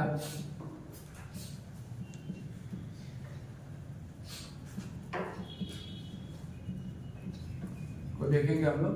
बाकी तो बहुत सा है, जैसे हम लोग कहें केमिकल का जैसे एग्जाम्पल भोजन में केमिकल ऊर्जा भी है। लाइट या और भी बहुत तरह का एनर्जी डिफरेंट रहता है, लाइट एक्सेट्रा। तो मैकेनिकल एनर्जी हम लोग यहाँ पे देखना है, असल में मैकेनिक्स है। इसका प्रकार है दो, और ये दोनों प्रकार को देखेंगे, उससे कुछ एक्सप्लेनेशन अगर मिलता है तो उसको डिराइव किया जाएगा। तो मैकेनिकल एनर्जी दो हुआ, एक हो गया काइनेटिक एनर्जी मतलब गतिज ऊर्जा, और पोटेंशियल एनर्जी।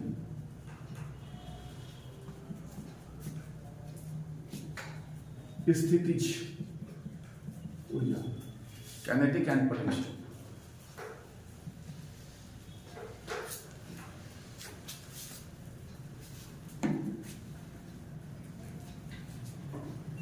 तो इसमें क्या है डेफिनेशन कि पिंड के वेग के कारण जो है जो उत्पन्न होता है ऊर्जा, उसको कहा जाता है काइनेटिक एनर्जी, वेग के कारण। और इसका काइनेटिक एनर्जी का वैल्यू दिया गया 12mv², जो कि m उसका मास है, v उसका वेलोसिटी हुआ, और उसका उदाहरण है कि बंदूक से निकली गोली,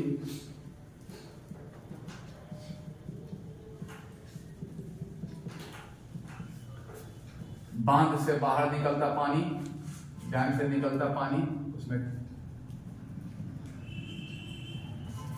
और इस तरह का बहुत सा उदाहरण मैंने जो मूवमेंट की वजह से जो उसमें ऊर्जा आ गया नहीं वही है।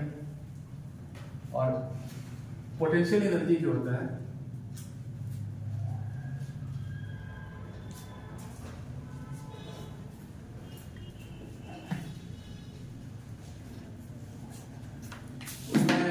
स्थिति के कारण, स्थिति के कारण मतलब स्थिति के कारण मतलब नॉर्मल होता है, ऊंचाई के कारण बन जाता है।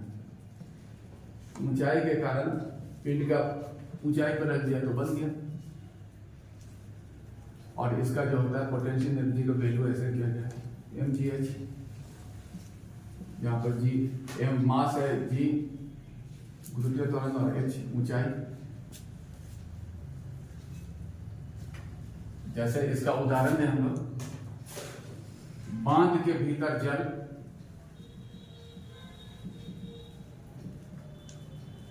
उसके बाद ऊंचाई पे रखा पिंड,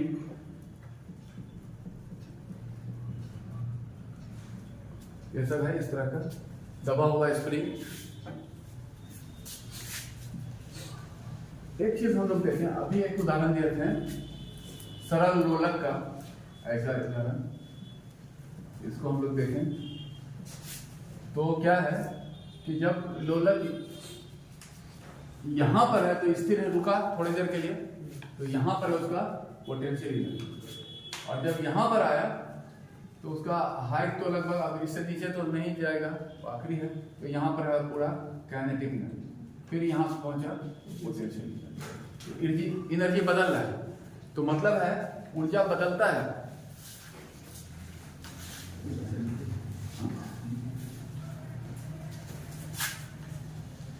तो ऊर्जा जो है उसका रूप बदलता है, तो इसीलिए यहाँ पर देखें ये पोटेंशियल एनर्जी काइनेटिक एनर्जी बदल रहा है, तो रूप बदलता है सिर्फ। इसको कहा जाता है law of conservation of energy.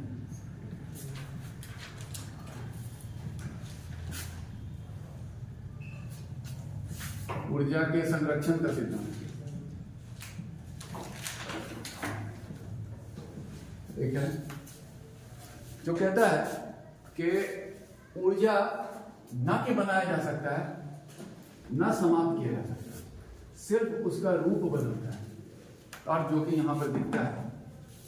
और ये हम लोग पोटेंशियल एनर्जी या काइनेटिक एनर्जी में बदल रहा है, वो भी हम लोग देख रहे हैं। तो एक इसमें एक और एक्सप्लेनेशन देखें हम लोग, ऊंचाई पर रखा हुआ पिंड, एक इसमें एक्सप्लेनेशन, और अब थोड़ा प्रैक्टिकल एप्लीकेशन वाला भी है।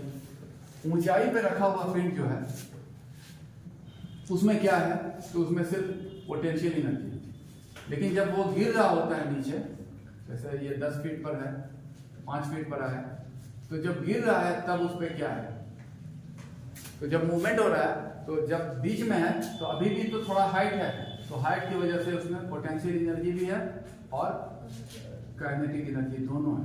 लेकिन जब एक बार टच करने के बाद just before touching the ground उसमें क्या है, सिर्फ जो है काइनेटिक एनर्जी। सही है। अब उदाहरण ये हुआ कि अगर इसमें 10 एनर्जी है, यहाँ पर गिरा 7.5 फुट पे आया, तो इसमें ज्यादा है, हम लोग कहेंगे 7.5 है पोटेंशियल एनर्जी, हाइट ज्यादा है, अभी तो थोड़ा ही गिरा और इसमें 2.5 हुआ काइनेटिक एनर्जी। आधा में आया 5.5 हो गया, फिर 2.5 में आया, अब बढ़ गया पोटेंशियल एनर्जी और कम हो गया और काइनेटिक एनर्जी बढ़ गया 7.5। और यहाँ पर नीचे आपके ये सतह को टच करने से ठीक पहले जो होगा सिर्फ उसमें काइनेटिक एनर्जी। तो इस तरह से ऊर्जा बदलता है और इससे हम लोग देखते हैं किस तरह से बदल रहा है। तो मतलब आपके लिए एक चीज सोचिए कि ऊंचाई से गिरते हुए पिंड में क्या होता है, दोनों ही होता है जब तक कि नहीं टच करता है, और ऊंचाई पर जो रखा हुआ है उसमें सिर्फ पोटेंशियल एनर्जी हुआ, और जब टच कर दिया तो फिर ऊर्जा बदलता है। अभी हम लोग फ्रिक्शन को डिफाइन नहीं किए, उसको भी डिफाइन करेंगे, क्योंकि ये जब होता है काइनेटिक एनर्जी, यहाँ पर जो टकरा कर रुका तो कहाँ गया, एक तो साउंड इन द में बता थोड़ा हीटेड हो गया, हीट जो हुआ वो किसके लिए हुआ, फ्रिक्शन की वजह से बल लग गया उसको, और फ्रिक्शन की वजह से जो हीट जनरेट हुआ वो भी तो ऊर्जा का रूप है। तो अब ये तो हो गया, वो भी है काइनेटिक एनर्जी। यहाँ पर जो गिरा गर्म हो गया तो वहां पर कौन सा फंक्शन एक्शन काम किया, तो यहाँ पर फोर्स ऑफ फ्रिक्शन किया, फ्रिक्शन तो नहीं किया। नेक्स्ट क्लास ठीक है, आज हम लोग अभी इतने पे रोकते हैं।